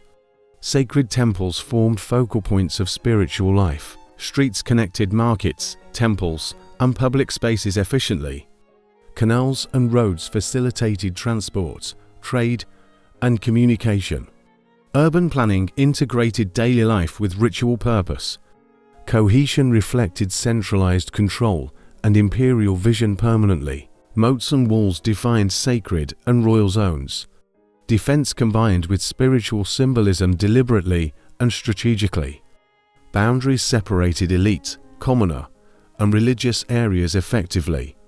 Planning reinforced social hierarchy and spatial order consistently. Palaces were adorned with terraces, galleries, and courtyards. Architecture reflected divine kingship and political authority visually. Movement through spaces mirrored cosmology and ritual progression. Urban design emphasized hierarchy, power, and ceremonial function. Temples integrated into urban landscape for visibility and access. Religious precincts provided sacred space for devotion continuously. Pilgrims, officials, and citizens navigated spaces efficiently. Sacred architecture reinforced king's authority and spiritual presence. Markets and craft areas supported economy and artisanship. Trade flowed through well-organized streets and water routes. Urban planning facilitated production, storage, and distribution systematically. Economic zones complemented religious and administrative precincts harmoniously. Administrative buildings centralized governance, taxation, and legal oversight. Officials coordinated provinces and controlled resources effectively. Planning enabled management of population and imperial projects. Urban layout reflected efficiency and state power permanently. Gardens, reservoirs, and ponds enhanced beauty and function. Water features regulated floods and provided symbolic meaning. Sacred, aesthetic, and practical purposes intertwined seamlessly. Landscape design reinforced spiritual and political authority equally. Residential areas were stratified by social hierarchy carefully. Nobles, artisans, and commoners occupied distinct sectors deliberately. Zoning reflected order, obedience, and imperial oversight systematically. City design embodied power, faith, and social control. Royal and religious precincts hosted ceremonies and rituals publicly. Urban layout guided processions, gatherings, and civic events. Architecture enhanced spectacle and reinforced obedience consistently. Sacred spaces centralized authority within daily life permanently. Public spaces, roads, and bridges connected urban districts. Planning allowed efficient movement of goods, people, and troops. Infrastructure supported both civic life and religious activity. Empire's functionality relied on coordinated city planning effectively. Temples dominated skyline, signaling divine and political power.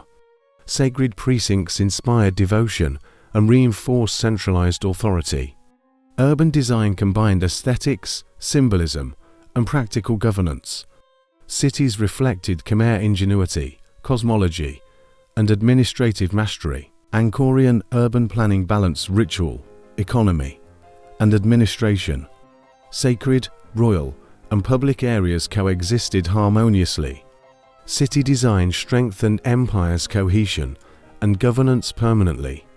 Urban layout exemplified sophistication of Khmer Golden Age. Khmer architecture inspired kingdoms across Southeast Asia widely.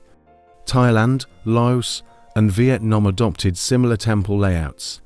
Angkorian design influenced sacred, royal, and civic structures. Monumental stone, towers, and galleries became regional models. Temple symbolism spread through trade, conquest, and diplomacy. Design reflected cosmic order and divine kingship clearly. Neighboring rulers emulated Khmer religious and political architecture. Sacred spaces strengthened authority and inspired devotion consistently. Craftsmanship techniques passed through cultural exchange and migration. Stone carving, bas-reliefs, and sculpture influenced local artisans. Style blended with indigenous materials and artistic traditions.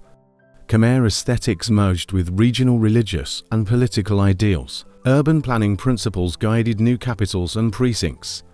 Moats, walls, and canals reflected functional and symbolic thinking.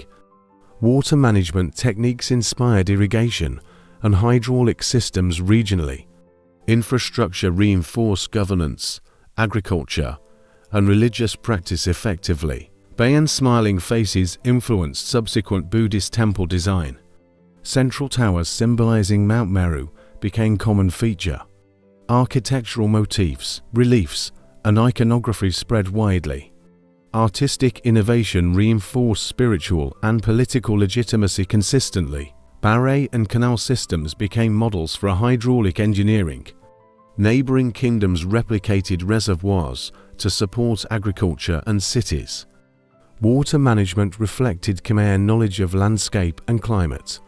Irrigation systems became central to empire building and prosperity. Religious and ceremonial architecture inspired local festivals and rituals.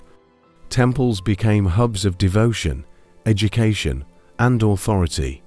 Sacred architecture linked spiritual legitimacy with political power.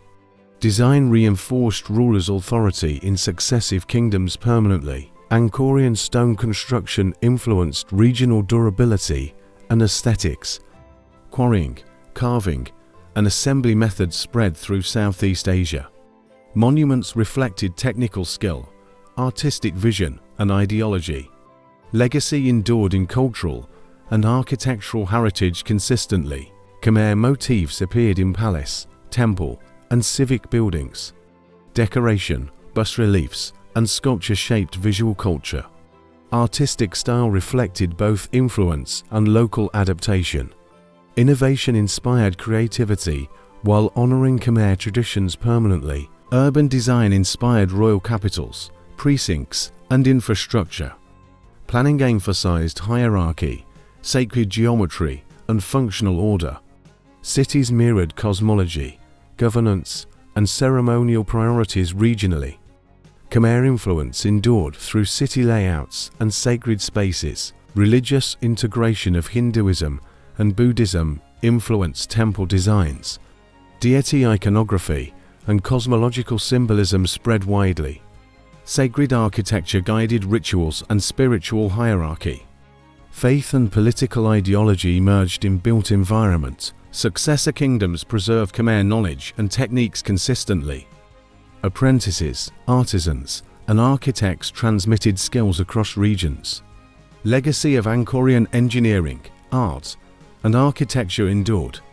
Influence shaped Southeast Asia's cultural and architectural identity. Monuments inspired and demonstrated centralized power visibly. Royal authority and divine kingship became central themes. Sacred architecture reinforced social cohesion and governance permanently. Khmer influence extended across centuries and empires continually. Golden Age creativity shaped regional identity and prestige. Southeast Asian kingdoms adopted Khmer models strategically. Architecture, sculpture, and urban planning reflected shared legacy. Enduring influence reflected Khmer civilization's technical and artistic mastery. Rice cultivation formed the backbone of Khmer economy. Irrigation networks enabled multiple harvests per year. Barrages and canals distributed water efficiently across fields. Agriculture sustained population growth and urban development consistently. Thom seasonal floods enriched farmland naturally and predictably. Stored water from reservoirs protected crops during drought. Engineered systems balanced wet and dry season cycles. Food security strengthened both society and political stability permanently. Labor organized collectively for farming and irrigation maintenance. Communities repaired canals, maintained reservoirs, and levees collaboratively. Labor reinforced loyalty to king and centralized authority. Agricultural management reflected sophisticated planning and social coordination. Rice surplus supported temples, palaces, and administrative centers. Stored grains ensured stability during famine or conflict. Monks and officials relied on agricultural abundance continually. Surplus allowed specialization in crafts, trade, and military. Irrigation projects reflected knowledge of topography and hydrology. Barrages and canals controlled water flow precisely and reliably. Engineering solutions mitigated floods and drought efficiently. Agriculture became a testament to Khmer technical mastery. Villagers grew rice alongside vegetables and other crops. Crop rotation preserved soil fertility and productivity effectively. Communal farming traditions reinforced cooperation and social cohesion. Agricultural life structured daily routines and cultural practices. Water management enabled expansion into previously uncultivable lands. New fields supported population growth and urbanization rapidly. Irrigation transformed Angkorian landscape into productive agricultural empire. Engineering enabled empire to sustain large cities efficiently. Royal authority oversaw distribution of land and resources. Officials allocated labor and harvest for state purposes. Agriculture linked commoners, elites, and temple institutions cohesively. Economic control reinforced central government's power permanently. Farm tools and techniques evolved over centuries carefully. Wooden plows, baskets, and irrigation devices enhanced productivity. Local innovation adapted to seasonal and environmental challenges.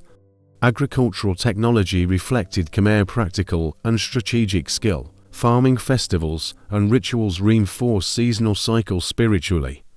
Communities offered prayers and tribute for abundant harvests. Religion guided agricultural labor and social organization naturally. Faith and economy intertwined in sustaining empire consistently. Rice surplus supported trade, taxation, and tribute systems. Agricultural prosperity became foundation for commerce and diplomacy.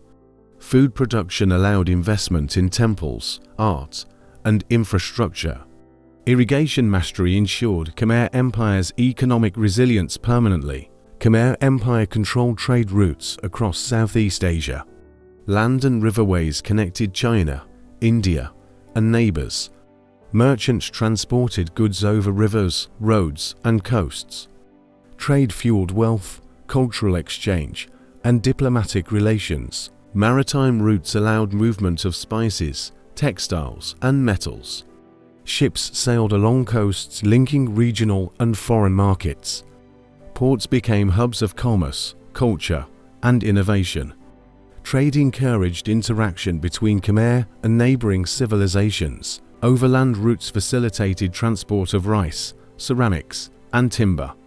Caravans connected cities, temples, and distant provinces reliably. Roads integrated villages and urban centers efficiently. Infrastructure supported economic growth and imperial stability consistently. Khmer merchants traded with India for luxury goods. Chinese merchants supplied silk, ceramics, and metalware regularly. Regional products included gemps, salt, and forest resources. Imports and exports diversified empire's economy sustainably. Trade encouraged urbanization along riverbanks and canals. Settlements developed near ports, markets, and temples strategically. Economic hubs became centers of production, storage, and exchange. Cities thrived due to connectivity and commerce efficiently. Tributary relationships extended through trade and diplomacy simultaneously. Neighboring states offered goods in exchange for protection. Trade reinforced political alliances and regional influence consistently. Economy intertwined with foreign policy and imperial authority. Markets facilitated exchange of everyday goods and luxury items. Villagers, artisans, and nobles participated in commerce locally. Cultural products spread through networks, influencing art and religion. Trade contributed to societal cohesion and prosperity effectively. Control of trade routes enhanced royal revenue and resources. Customs, taxes, and tolls financed administration and military operations. Economic wealth reinforced central authority and imperial projects sustainably. Trade underpinned Khmer power and Golden Age achievements permanently. Ports served as gateways for ideas, religion, and culture. Indian and Chinese influences merged with Khmer traditions consistently. Architecture, religion, and art reflected international interactions vividly. Cultural exchange reinforced Khmer civilization's prestige regionally. River and canal networks integrated inland and coastal commerce. Goods traveled efficiently from Angkorian heartland to distant markets. Hydraulic and transport systems supported sustained trade activity. Infrastructure reflected strategic planning, technical skill, and economic foresight. Foreign merchants settled near cities, contributing knowledge and craft. Cultural diffusion influenced metallurgy, textiles, and ceramics locally. Trade strengthened innovation and specialized production within Khmer Empire. Economic networks supported both daily life and monumental projects. Markets and trade festivals promoted social interaction and cultural cohesion. Merchants, artisans, and officials gathered periodically to exchange goods. Ceremonial aspects intertwined with economic activity naturally. Trade reinforced royal authority and social structure effectively. Khmer control of regional trade strengthened empire's geopolitical influence. Connections with India and China enhanced diplomatic opportunities. Economic integration reinforced stability and territorial control continuously. Trade sustained empire's wealth, culture, and political power. Khmer artisans produced crafts for temples and elites. Stone carvings adorned monuments and sacred structures permanently. Bronze casting created statues of gods and kings. Craftsmanship combined utility, artistry, and religious symbolism consistently. Textile production thrived using cotton, silk, and dyes. Weaving supported clothing for nobles, priests, and commoners.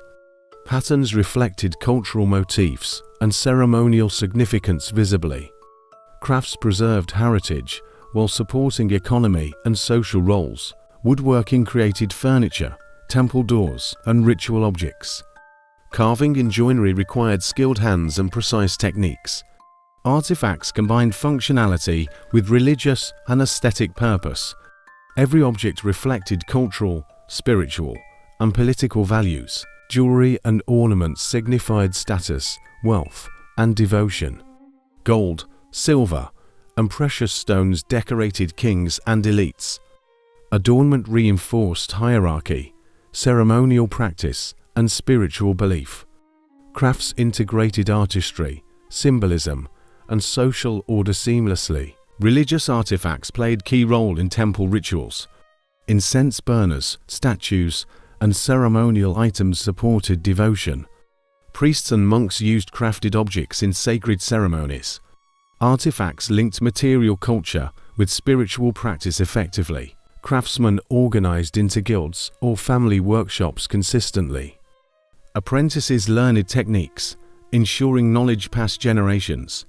Coordination maintained quality across temples, palaces, and sacred sites. Collaboration reinforced social hierarchy and imperial oversight reliably. Stone, bronze, and wood production supported monumental construction. Materials shaped into decorative and functional objects efficiently.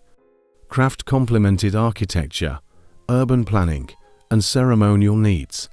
Artisans enabled empire's material and symbolic grandeur permanently. Textiles decorated temples, palaces, and ceremonial events elaborately. Clothing indicated rank, role, and participation in rituals.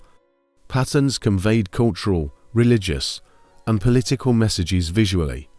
Fabric symbolized wealth, devotion, and imperial authority consistently. Trade facilitated distribution of crafts and religious items widely. Artisans exported goods to India, China, and neighbors. Cultural exchange influenced techniques, motifs, and artistic styles. Production strengthened both economy and empire's prestige effectively. Temple workshops produced objects essential for spiritual practice. Offerings, ritual vessels, and sacred decorations were crafted. Artisans combined technical skill with devotion and symbolism. Artifacts embodied empire's faith, artistry, and authority permanently. Craft production supported livelihoods and social stability directly. Artisans, weavers, and metalsmiths formed vital economic backbone. Specialized labor contributed to empire's culture and prosperity.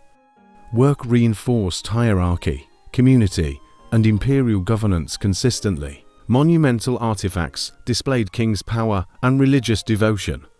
Public and ceremonial objects conveyed authority and ideology visibly.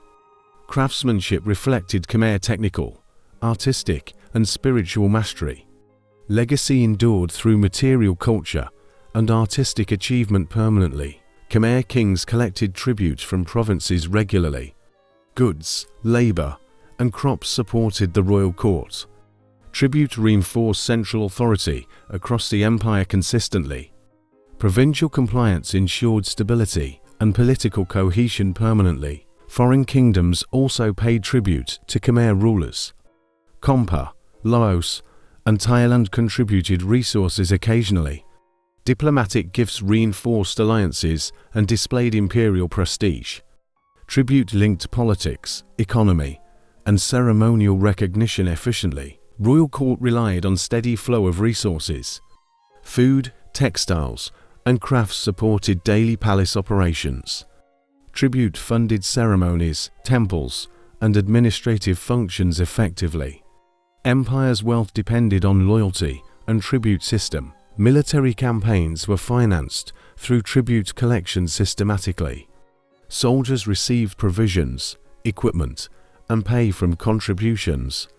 Sustained army protected borders, trade, and imperial interests. Tribute ensured security and reinforced centralized power consistently. Tributary system maintained social hierarchy and political structure. Provincial leaders delivered goods as acknowledgement of authority. Failure to comply risked punishment or military intervention. System reinforced obedience, loyalty, and imperial governance efficiently. Labor tribute supported monumental construction projects extensively. Artisans, farmers, and builders contributed to temples and reservoirs. Public works strengthened economy and demonstrated royal power visibly. Tribute system integrated society into imperial administration effectively. Tribute also included luxury goods for ceremonial display. Gold, jewels, and rare items enhanced royal prestige. Monuments, rituals, and festivals reflected empire's wealth and status. Symbolic value reinforced authority beyond material importance consistently. Collectors and administrators managed tribute distribution centrally. Officials ensured fair allocation between palace, army, and temples. Coordination required bureaucracy, record-keeping, and supervision diligently.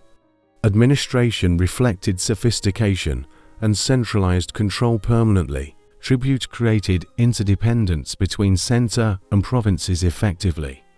Provinces gained protection, recognition, and support from monarchy. Royal authority extended, while local rulers retained influence locally. Balance strengthened empire's cohesion and political stability consistently. Tributary obligations reinforced Khmer cosmology and divine kingship. Subjects understood tribute as duty to gods and king. Ritualized collection combined religious and political authority efficiently. Faith legitimized taxation and imperial administration continually. Tribute system allowed empire to sustain prosperity over centuries. Resources supported agriculture, trade, arts, and military effectively. Centralized collection reflected empire's organizational and technical capacity. Wealth sustained civilization's golden age and monumental achievements permanent. Khmer markets connected villages, towns, and urban centers. Goods flowed efficiently through streets and river networks. Merchants sold rice, textiles, metals, and luxury items. Commerce supported daily life, economy, and imperial power. Ports along rivers and coasts facilitated maritime trade. Ships carried goods to India, China, and neighbors. Harbors became hubs of cultural and economic exchange. Trade strengthened empires' wealth and regional influence consistently. Marketplaces served as centers for craft and artisanship. Potters, weavers, and metalsmiths sold products to locals. Economic activity supported artisans, farmers, and merchants alike. Trade reinforced social hierarchy and interdependence effectively. Exotic goods enhanced royal prestige and ceremonial display. Spices, jewels, and silks showcased empires' prosperity visibly. Imports and exports connected Angkor with global networks continually. Wealth from trade funded temples, monuments, and military. River traffic allowed distribution of agricultural surplus efficiently. Irrigation systems connected fields to canals and marketplaces. Rice, fruits, and vegetables reached urban and temple centers. Infrastructure linked production, commerce, and population reliably. Trade fairs and seasonal markets attracted regional merchants frequently. Goods, knowledge, and cultural practices spread across provinces. Commerce encouraged communication, diplomacy, and economic growth consistently. Markets became venues of cultural and political interaction. Administration regulated trade through taxation, tolls, and tariffs. Officials collected duties to fund royal court and military. Control of markets reinforced central authority and economic stability.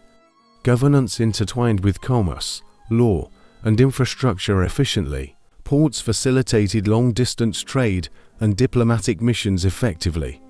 Foreign merchants settled temporarily to exchange goods and ideas. Angkorian ports became centers of cultural diffusion regionally. Economic influence extended through maritime and river networks sustainably. Market activities reflected seasonal cycles and agricultural productivity. Surplus production allowed specialization in crafts and trade.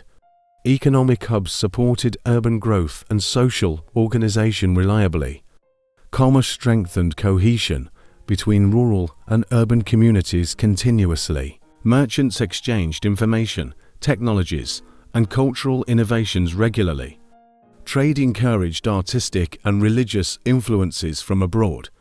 Goods carried both material and symbolic meaning widely. Economic networks reinforced political and cultural authority permanently. Harbors integrated river and coastal transport efficiently. Connectivity facilitated distribution of tribute and imported goods. Infrastructure supported empires' administration, military, and religious projects. Trade became backbone of Khmer prosperity and power consistently. Local markets also hosted festivals and ceremonial events. Economic activity combined with religious and civic gatherings. Trade strengthened loyalty, participation, and cultural identity effectively. Marketplaces reflected integration of economy, society, and faith. Surplus from commerce funded monumental architecture and temples. Economic prosperity allowed Golden Age achievements in arts. Wealth facilitated expansion, governance, and urban development continually. Trade reinforced Khmer Empire's enduring influence regionally. Ports connected inland cities to international networks efficiently. Merchants traveled along rivers, canals, and coastal routes. Exchange of goods reinforced empire's political and economic power. Integration of trade and infrastructure strengthened civilization permanently. Markets and ports symbolized wealth, connectivity, and imperial control. Economic networks ensured prosperity across Angkorian heartland and provinces. Commerce supported population, administration, and military consistently. Trade reflected empire's sophistication, planning, and regional influence. Khmer Empire maintained a large standing army consistently. Soldiers protected borders, villages, and trade routes regularly. Army ensured security for capital, provinces, and temples. Military strength preserved central authority and social order permanently. Soldiers were trained in archery, swordsmanship, and tactics. Discipline and organization were essential for battlefield success. Elite warriors formed core units of royal campaigns. Preparation and skill ensured empire survival and expansion continually. Standing army supported both defensive and offensive operations effectively. Troops garrisoned strategic locations and fortified cities efficiently. They marched along roads, rivers, and newly conquered lands. Coordination reflected centralized planning and military hierarchy clearly. Expansion campaigns aimed to secure territory and resources. Neighboring polities in Thailand and Laos were targeted regularly. Conquest increased tribute, trade access, and imperial prestige. Military enabled empire to project power regionally permanently. Army divisions included infantry, cavalry, and archers strategically. Units coordinated through command hierarchy and royal oversight. Soldiers were equipped with weapons, armor, and provisions. Organization reflected planning, logistics, and centralized authority consistently. Recruitment drew commoners, nobles, and specialized warriors effectively. Service reinforced loyalty, social cohesion, and duty to king. Military training instilled discipline and strategic knowledge systematically. Army became symbol of royal power and protection visibly. Fortified garrisons stationed along borders deterred invasions effectively. Rapid response units ensured protection of vulnerable areas. Standing army supported both provincial governance and civil projects. Military presence reinforced authority and stability permanently. Troops also participated in construction of temples and canals. Soldiers contributed to infrastructure while maintaining readiness for conflict. Integration of labor and defense reflected Khmer organizational skill. Army served both martial and civic purposes efficiently. Elite units guarded king, royal family, and sacred sites.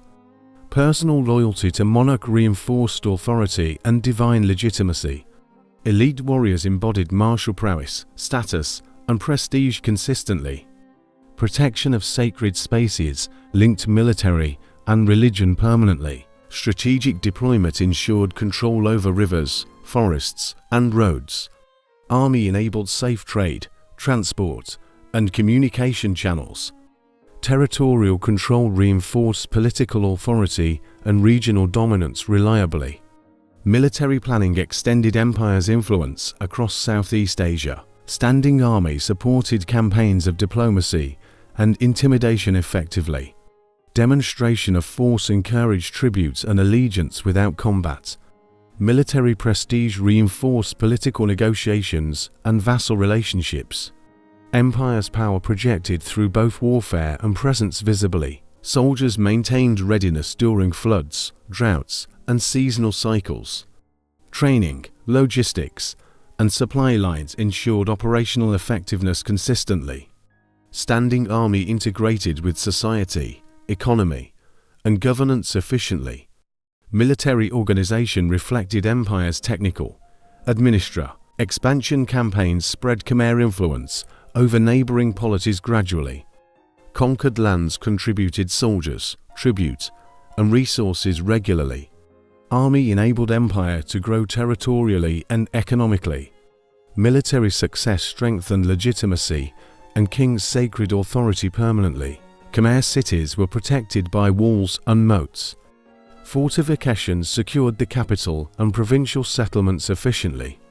Moats acted as both defense and symbolic boundary. Architecture reflected strategic planning and military foresight permanently. City gates controlled access and monitored incoming travelers carefully. Defensive towers allowed surveillance and archery positions effectively. Entrances channeled movement while deterring enemy attacks efficiently. Fortified complexes strengthened royal authority and urban security consistently. Walls were reinforced with laterite and stone blocks. Construction absorbed labor from both local and provincial populations. Durable materials ensured fortifications lasted through centuries. Engineering reflected Khmer knowledge of defense and architecture reliably. Moats prevented siege tactics and restricted enemy movements successfully. Water barriers integrated with canals and reservoirs strategically. Hydraulic and military planning worked together seamlessly and deliberately. Defenses reflected innovation in engineering and military technology permanently. Temples within city walls provided sacred protection and prestige. Religious precincts symbolized divine kingship and spiritual authority visibly. Sacred spaces doubled as strategic defensive strongholds effectively. Architecture merged faith with practical military application seamlessly. Outer walls marked boundaries between commoners and elite zones.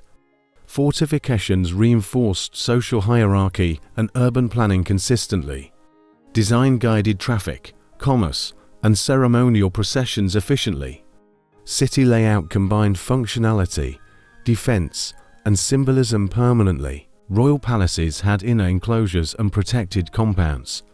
King's residence and administrative buildings safeguarded by multiple barriers. Inner walls ensured security against both external and internal threats. Fortified zones reflected authority, planning, and centralized control visibly. Strategic towers and watchposts allowed rapid military response. Observation points covered approaches by land and waterways effectively. Early warning systems relied on elevated vantage points efficiently. Preparedness enhanced survival, defense, and urban resilience permanently. Villages and provincial towns had smaller fortifications surrounding them. Local rulers and garrisons defended strategic points efficiently. Provincial defenses supported central authority and imperial cohesion consistently.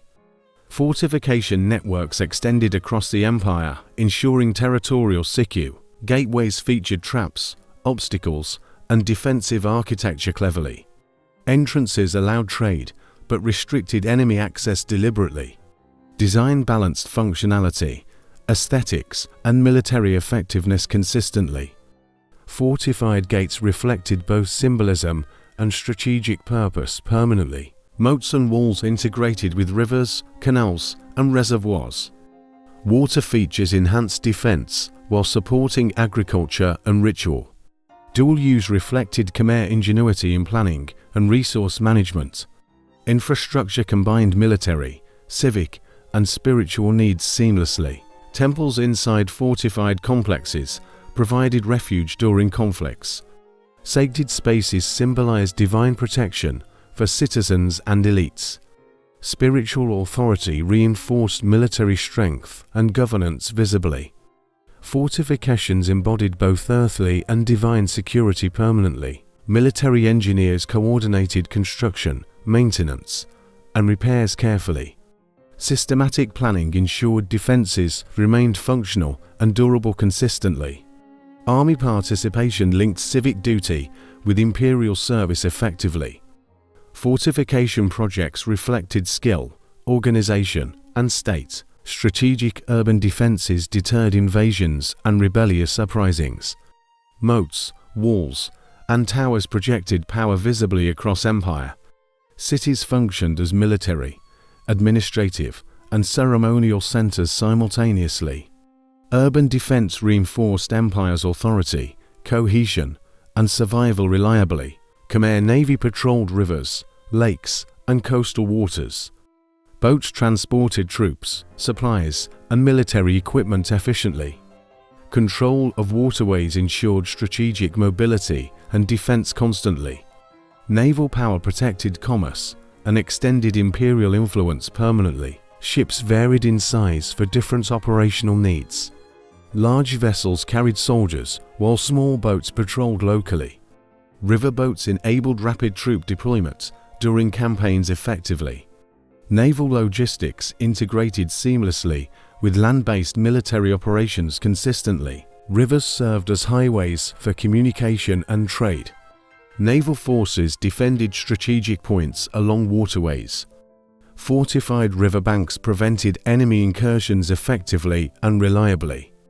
Waterways became vital for both commerce and warfare. Coastal regions required strong maritime presence to prevent attacks. Khmer Navy engaged pirates and hostile neighbors decisively. Control of sea routes ensured safe transport and trade. Maritime security reinforced empire's economic and political power. Naval campaigns supported territorial expansion into Thailand and Laos. Waterborne forces supplemented land troops during military operations. Rivers allowed supply lines to extend into distant provinces. Strategic coordination enhanced conquest and imperial administration permanently. River battles required strategy, coordination, and disciplined troops. Commanders controlled formations, navigation, and timing precisely. Victory relied on skillful leadership and naval training consistently. Naval campaigns complemented land forces in integrated warfare strategy. Naval mobility allowed surprise attacks and rapid troop movements. Waterborne logistics supported sieges, supply, and communication efficiently. Rivers acted as arteries of imperial control and power. Khmer Navy reinforced empire's presence regionally and strategically permanently. Control of ports and estuaries enabled trade dominance. Merchants traveled safely under naval protection along waterways. Naval security ensured continuous flow of goods and tribute. Commerce and military operations were intertwined and mutually reinforcing. Naval campaigns projected royal authority and demonstrated imperial reach. Rulers used fleets to intimidate rivals and secure allegiance. Waterborne power symbolized empire's strength and organizational capacity. Royal prestige was reinforced through maritime operations visibly. Seasonal floods and monsoons influenced naval tactics significantly. Timing of campaigns accounted for river depth and currents.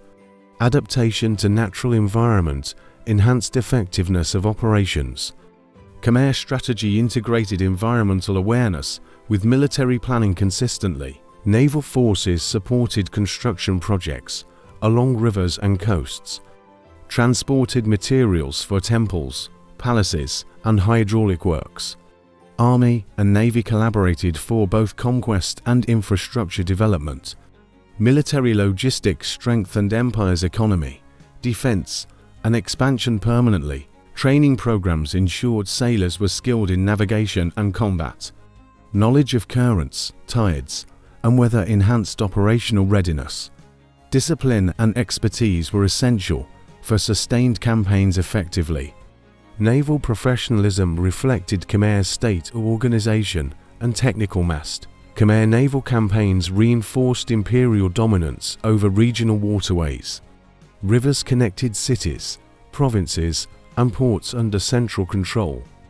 Waterborne forces supported communication, logistics, and security consistently.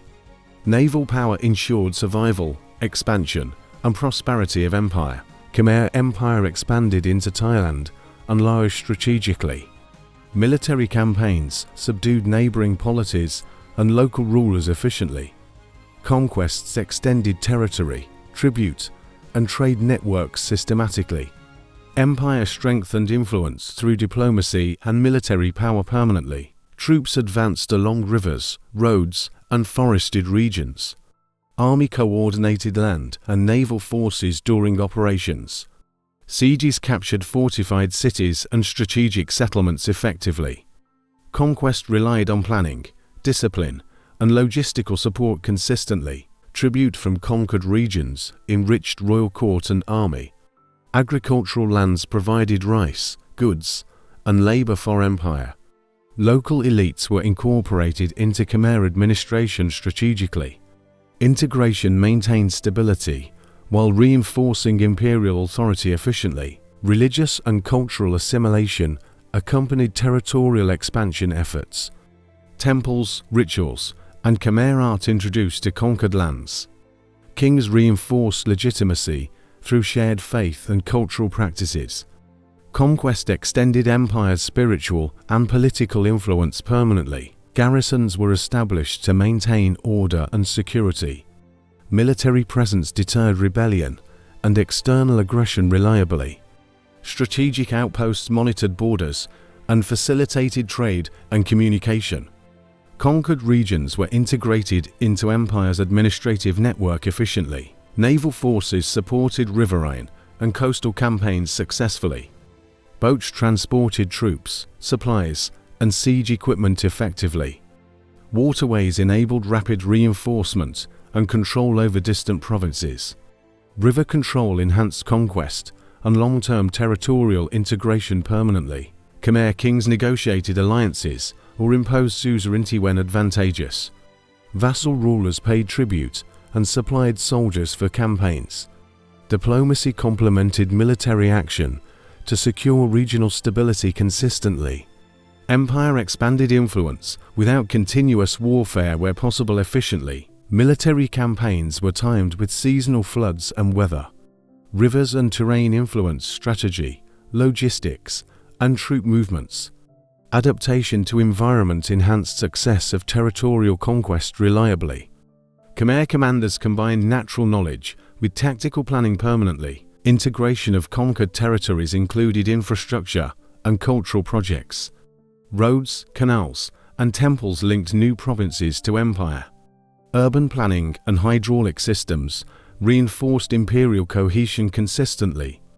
Conquest was both military and administrative achievement effectively. Resistance was met with force or political compromise strategically. Rebellions were suppressed while loyal local leaders were rewarded.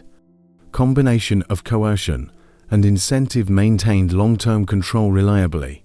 Empire balanced military dominance with governance in newly conquered lands permanently. Successive campaigns established Khmer authority throughout Thailand and Laos.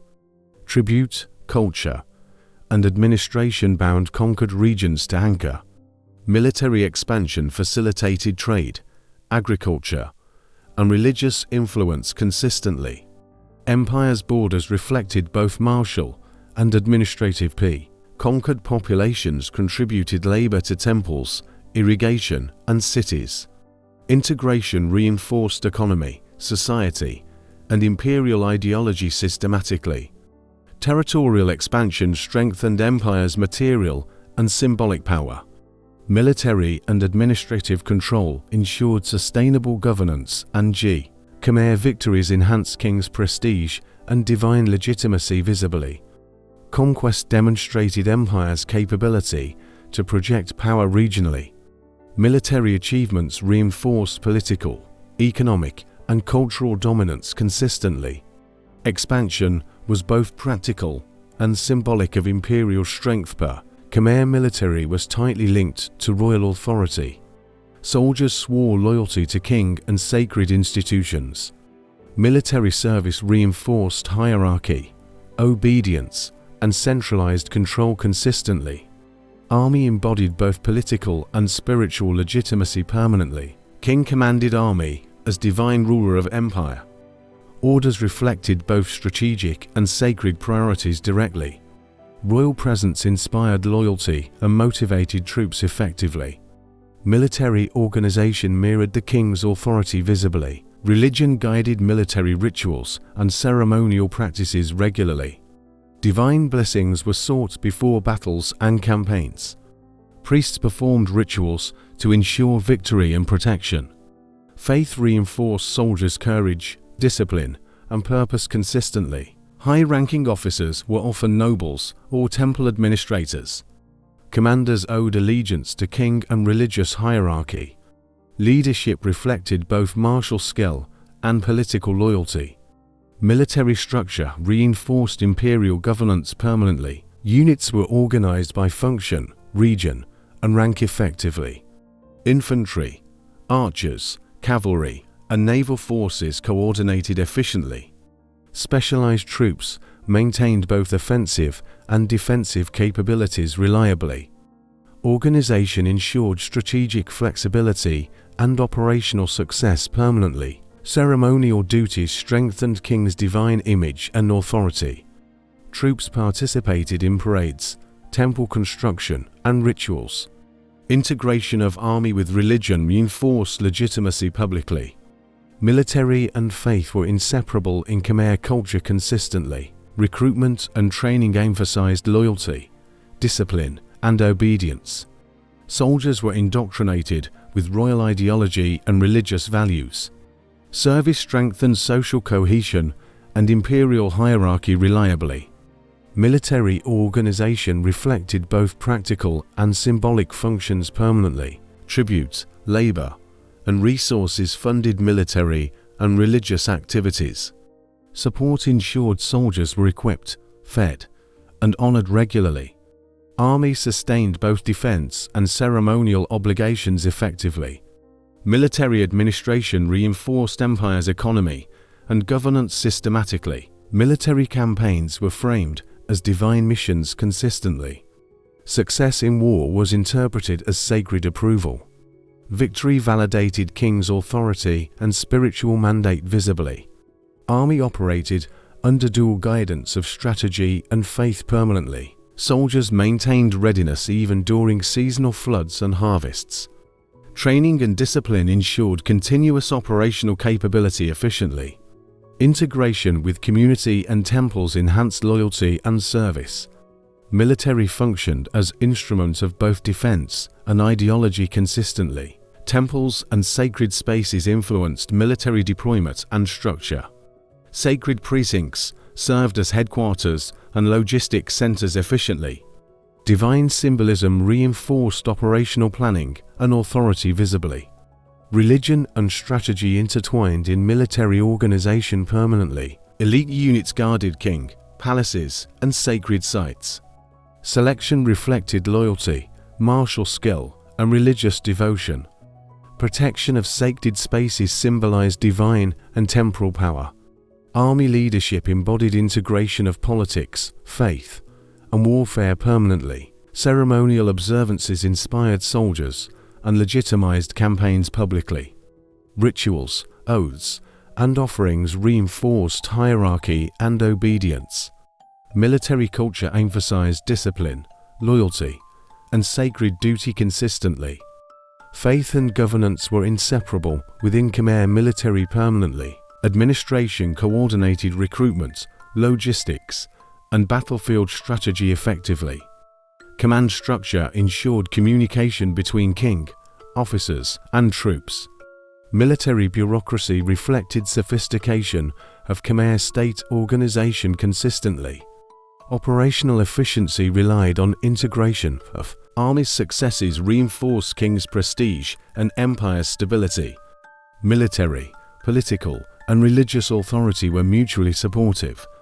Organization reflected Khmer ideals of power, order, and faith. Legacy of military integration endured through empire's golden age permanently. After Suryavarman's reign, central authority weakened steadily. Succession disputes divided nobles and provoked regional rivalries consistently.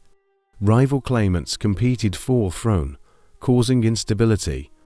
Political chaos undermined governance and imperial cohesion permanently. Kings faced challenges from ambitious provincial governors regularly. Local elites sought autonomy and resisted central control effectively. Fragmentation weakened administrative efficiency and military response consistently. Empire's unity began eroding under constant internal pressure permanently. Royal succession disputes became frequent and violent over decades. Factions formed around competing princes and claimants efficiently. Civil unrest destabilized cities, villages, and countryside regularly. Strife disrupted trade, agriculture, and religious administration consistently. Nobles exploited weak kings to expand personal influence strategically. Provincial rebellions challenged central authority and demanded concessions. Internal conflict drained resources and diverted attention from threats. Empire became vulnerable to external invasions permanently. Court intrigue and assassination weakened leadership decisively and unpredictably. Palace conspiracies undermined legitimacy and authority of rulers. Factionalism disrupted administrative continuity and law enforcement consistently. Imperial power became increasingly ceremonial other than practical. Regional governors sometimes allied with foreign powers tactically. Thailand and Khmer leveraged internal divisions to invade effectively. Disloyalty and betrayal weakened defenses across vulnerable territories consistently. Internal strife amplified external threats and military pressure permanent. Political instability affected the peasantry and social order. Taxation, labor demands, and conscription became inconsistent and unfair. Communities experienced uncertainty, famine, and disruption frequently. Social cohesion weakened alongside political fragmentation permanently. Succession disputes delayed or prevented effective infrastructure maintenance. Canals, reservoirs, and roads fell into disrepair consistently. Agricultural productivity declined, threatening food security and stability. Internal politics had cascading effects on empire sustainability permanently. Weak kings struggled to assert religious and ceremonial authority. Divine legitimacy was questioned by nobles and provincial elites. Temples and rituals continued, but central power declined visibly. Spiritual authority could not restore political cohesion effectively. Courtiers often manipulated kings for personal advantage strategically. Factional influence dictated appointments and policy inconsistently. Decision-making became slow, fragmented, and politically motivated frequently.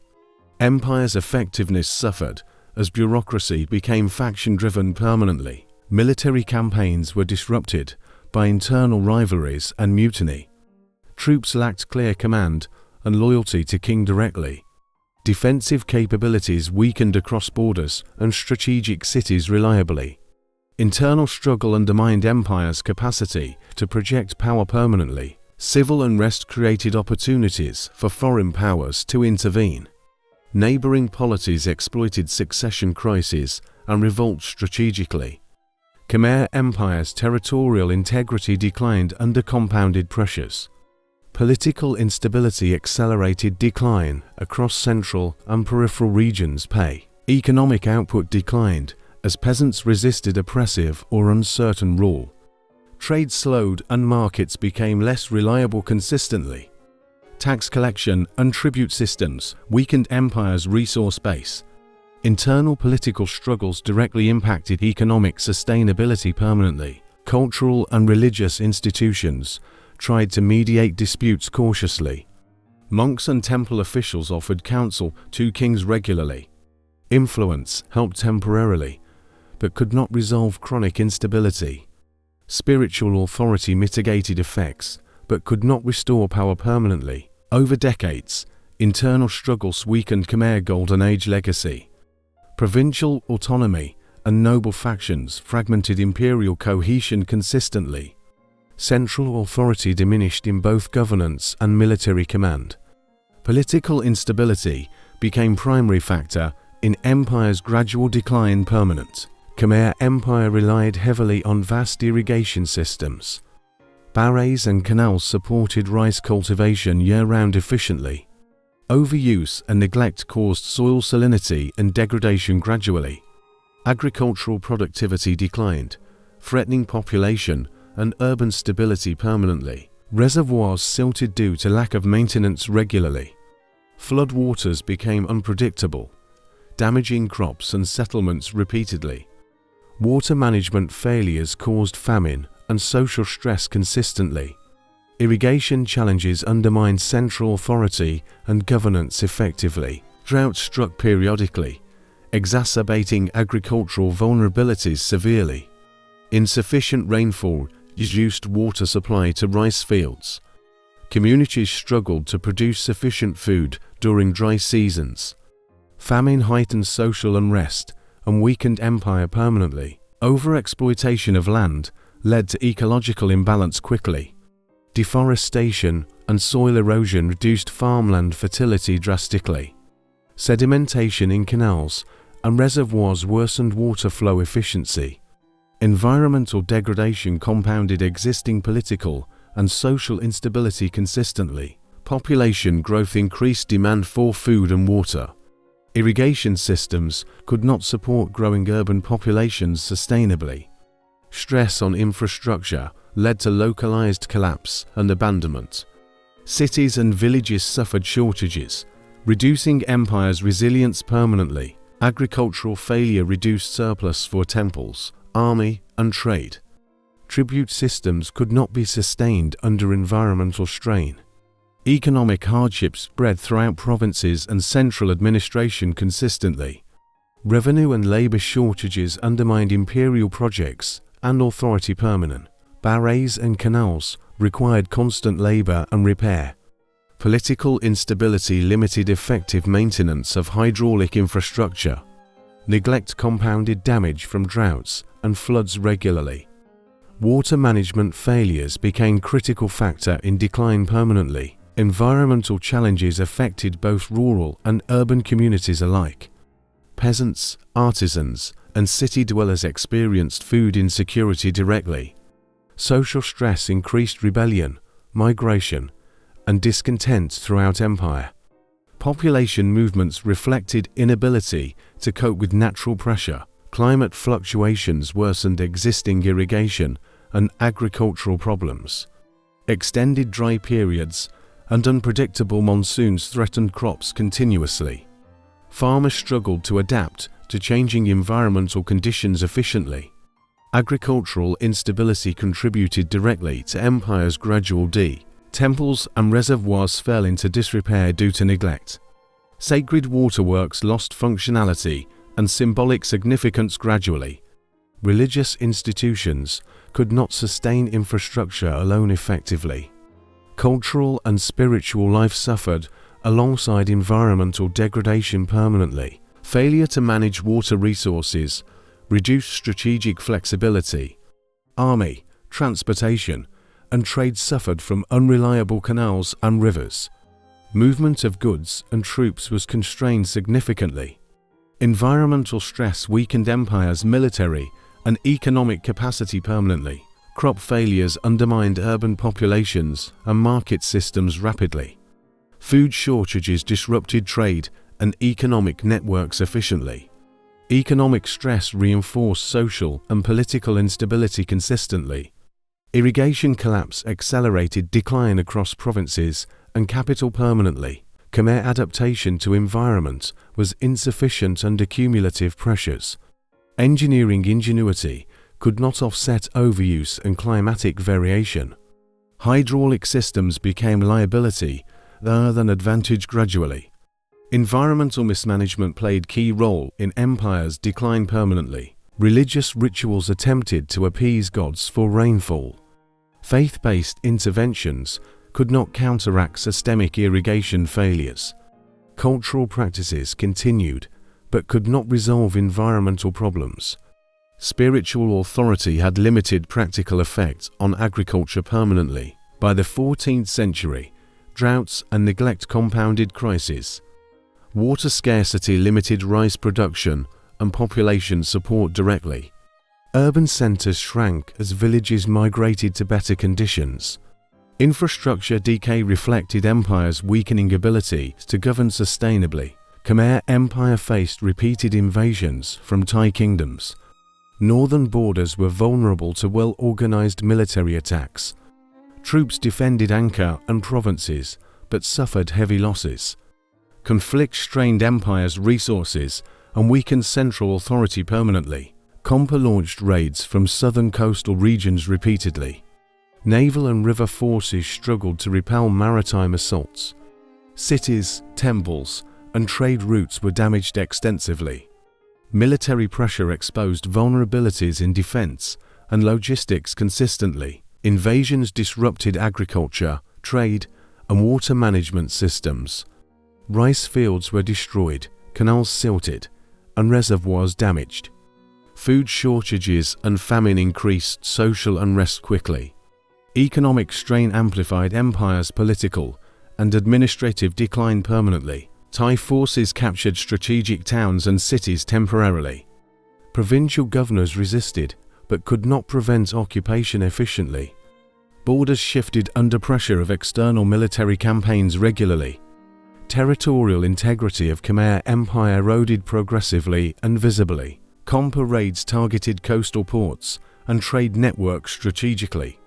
Naval campaigns caused loss of goods, revenue, and manpower. Maritime security weakened, trade was disrupted across the empire.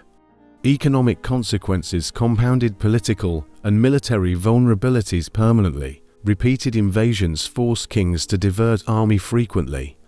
Military campaigns consumed labor, wealth, and administrative attention consistently. Frontier defense reduced capacity for internal governance and construction. Empire's focus shifted from expansion to survival permanently. Alliances with neighboring states were attempted strategically. Diplomatic negotiations sought temporary peace with Thai and Khampa. Vassal states sometimes betrayed Khmer under invasion pressure. Political instability compounded military challenges consistently and repeatedly. Civilian populations suffered from displacement, plunder, and insecurity. Villages fled, urban centers contracted, and markets declined. Population movement disrupted agriculture, labor, and tribute collection. Social cohesion weakened under the strain of invasions permanently. Temple complexes were damaged or abandoned during conflict frequently. Religious and cultural life suffered from raids and neglect. Sacred sites lost protection and resources during warfare. Cultural and spiritual stability declined, alongside military losses permanently. Repeated invasions demonstrated Khmer military vulnerabilities clearly. Army and navy could defend some regions selectively. Overextension and political fragmentation limited effective defense consistently. External threats exploited internal weaknesses, accelerating decline permanently. Khmer kings struggled to maintain authority and morale. Military setbacks diminished prestige and political legitimacy visibly. Fear and uncertainty spread among nobles, troops, and populace. Confidence in central rule eroded progressively and irreversibly permanently. Tribute and trade were disrupted by foreign incursions regularly. Revenue for palace, army, and temples declined sharply. Economic hardship reinforced social unrest and weakened governance consistently. Invasions stressed the empire's administrative and logistical structures permanently. By the 15th century, repeated invasions caused lasting damage. Provinces were depopulated, infrastructure collapsed, and cities abandoned. Empire's territorial and political power contracted significantly and visibly. External pressure was a primary factor in Khmer decline permanently. Despite repeated invasions, Khmer culture survived in rural areas. Local traditions, religion, and art continued among communities quietly. Cultural resilience ensured continuity despite military and political collapse. Heritage endured and influenced later Southeast Asian civilizations permanently. By the 15th century, Angkor declined gradually. Urban population shrank as resources and authority weakened. Once bustling streets became overgrown and largely deserted. City life contracted under political, economic, and environmental pressure permanently. Canals and reservoirs fell into disrepair systematically. Irrigation failures reduced rice production and food security. Agriculture could no longer sustain large urban populations. Water infrastructure collapse hastened Angkor's abandonment visibly. Religious institutions lost wealth, influence, and manpower consistently. Temples fell into neglect or partial ruin slowly. Priests and monks relocated as populations shifted away. Sacred spaces lost their central role gradually and permanently. Repeated invasions by Thai and Kham forces worsened security. Outer walls and fortifications could not protect the city. Military presence declined due to resource and manpower shortages. Angkor became vulnerable to both natural and human threats permanently. Trade and commerce diminished as regional routes shifted. Markets closed, ports declined, and economic activity stalled. Merchants relocated to safer and more prosperous towns. Urban economy could no longer sustain Angkor effectively. Population moved to smaller towns along rivers and coasts. Migration reflected search for security, food, and livelihood. Angkor's metropolitan area became largely uninhabited over decades.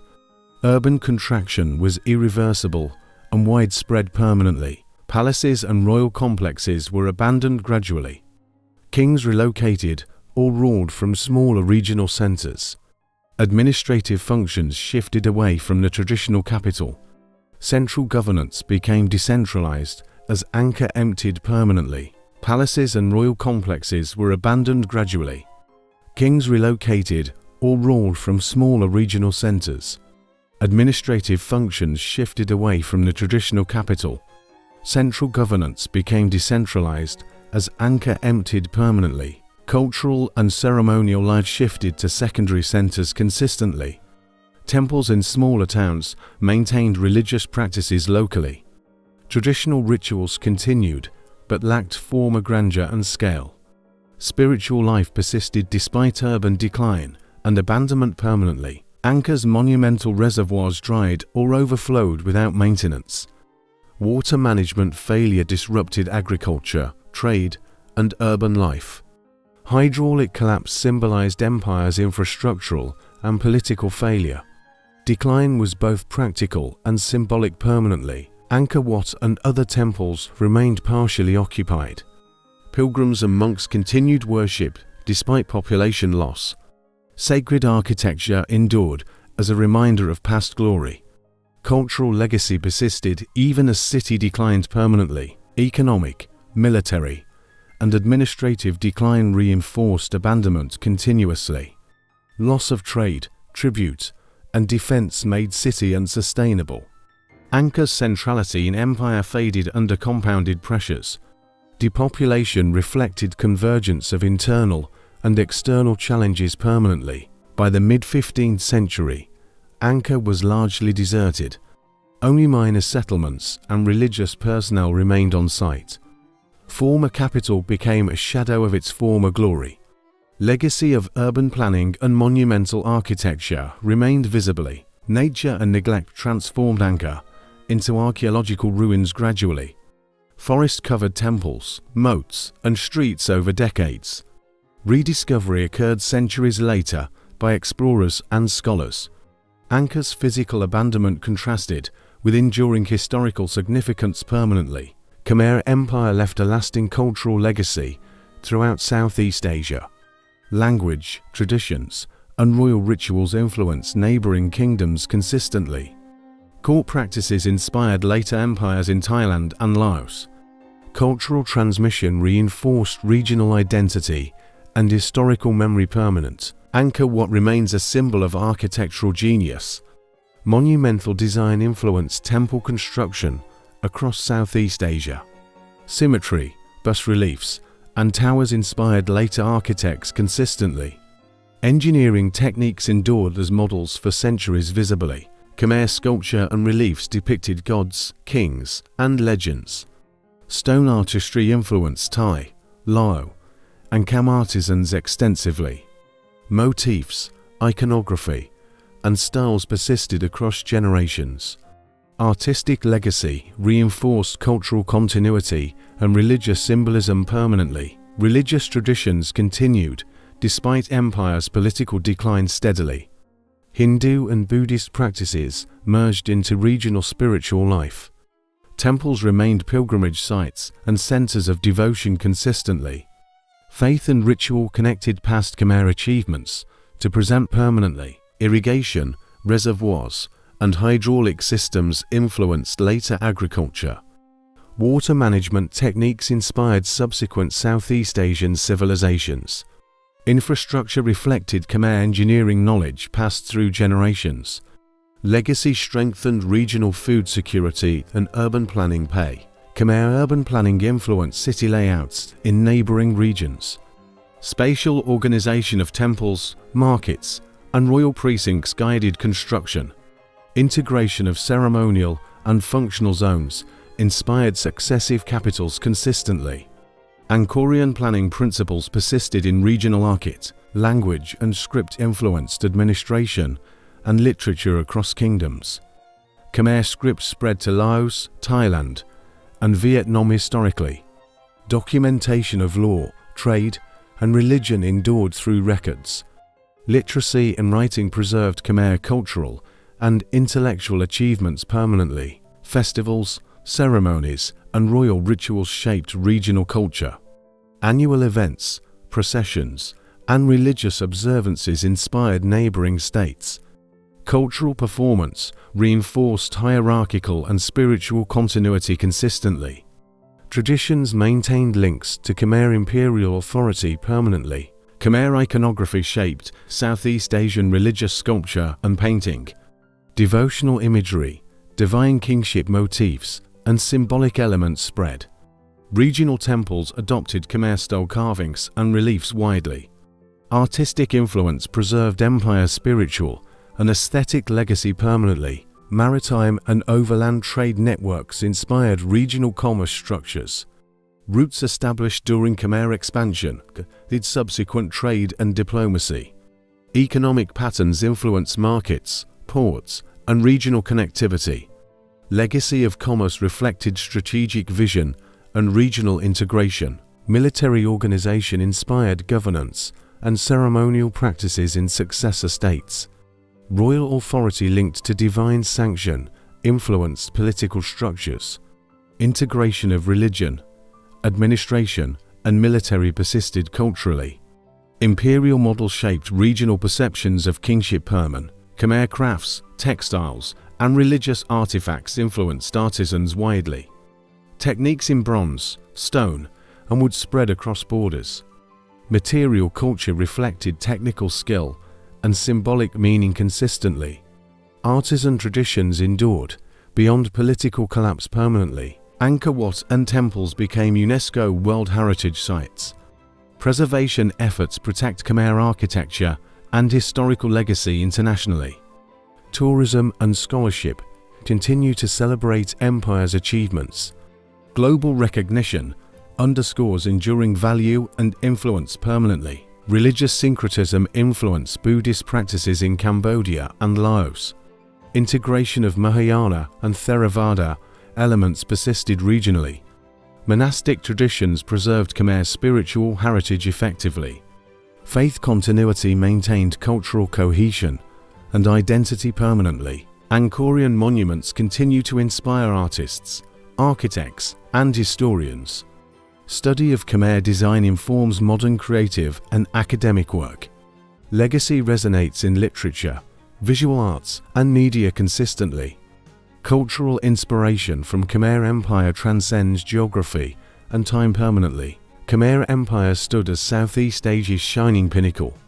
Culture, governance, and religion blended into lasting civilization.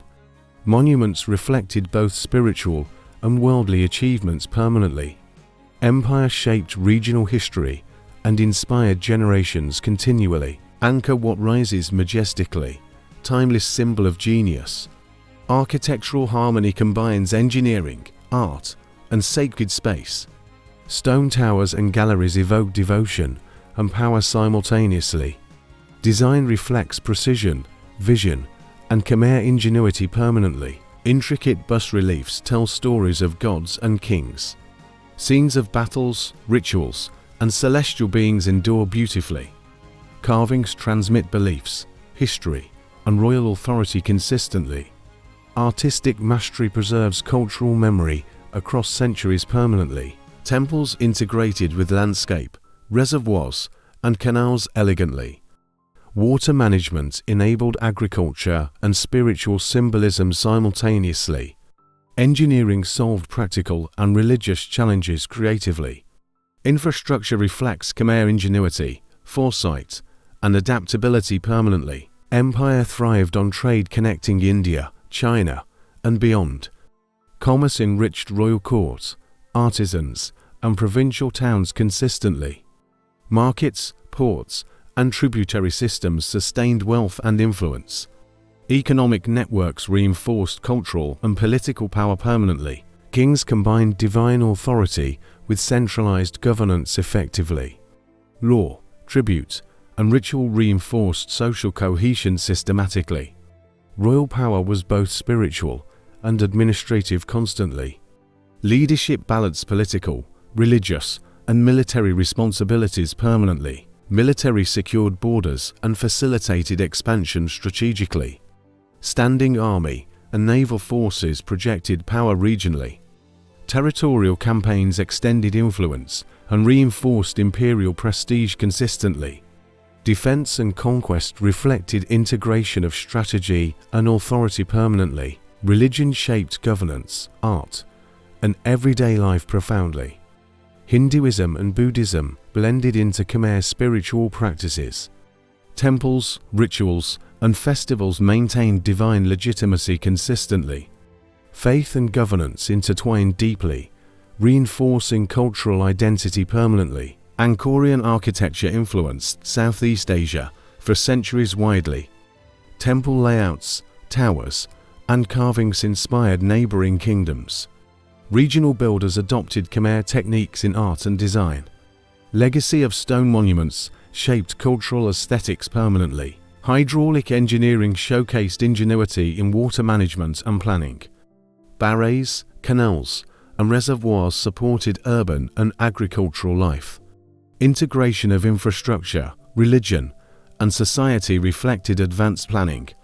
Engineering lessons influenced subsequent civilizations, urban and agric. Khmer artisans perfected sculpture, bronze, and textile techniques. Craftsmanship reflected technical skill, religious devotion, and aesthetic excellence. Art reinforced royal authority and spiritual meaning consistently. Cultural heritage continues to inspire contemporary Southeast Asian artisans.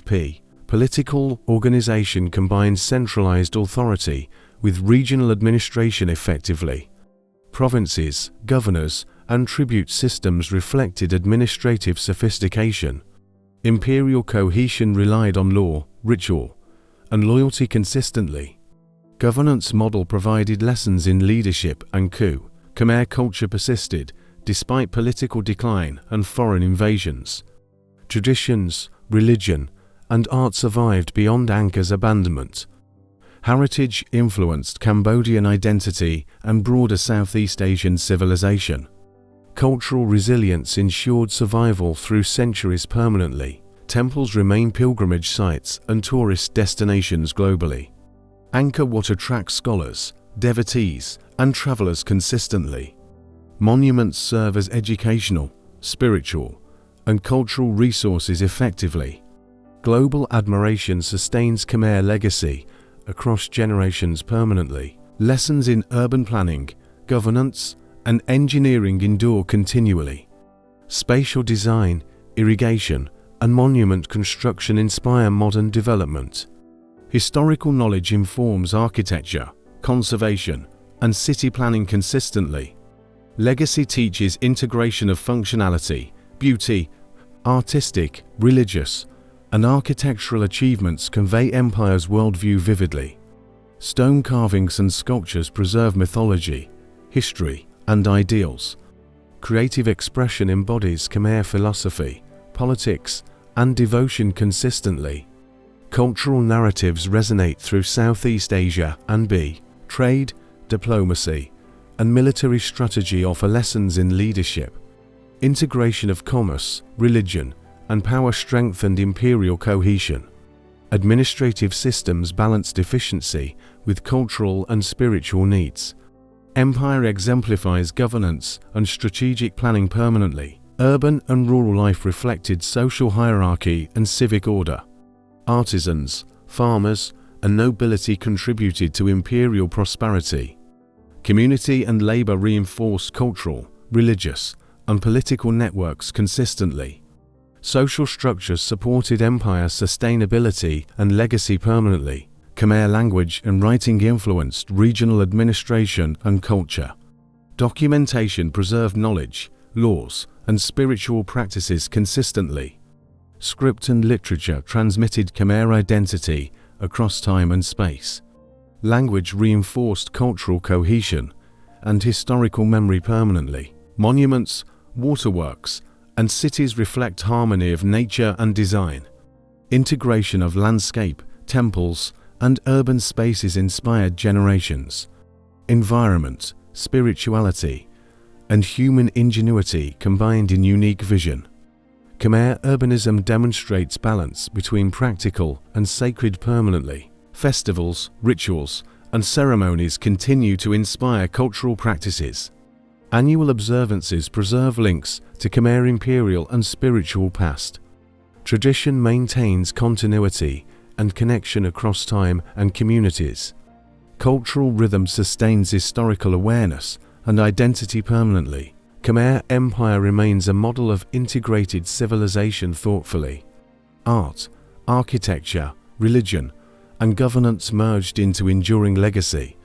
Influence extends across Cambodia, Southeast Asia, and global consciousness. Empire carved a permanent mark, human history visibly.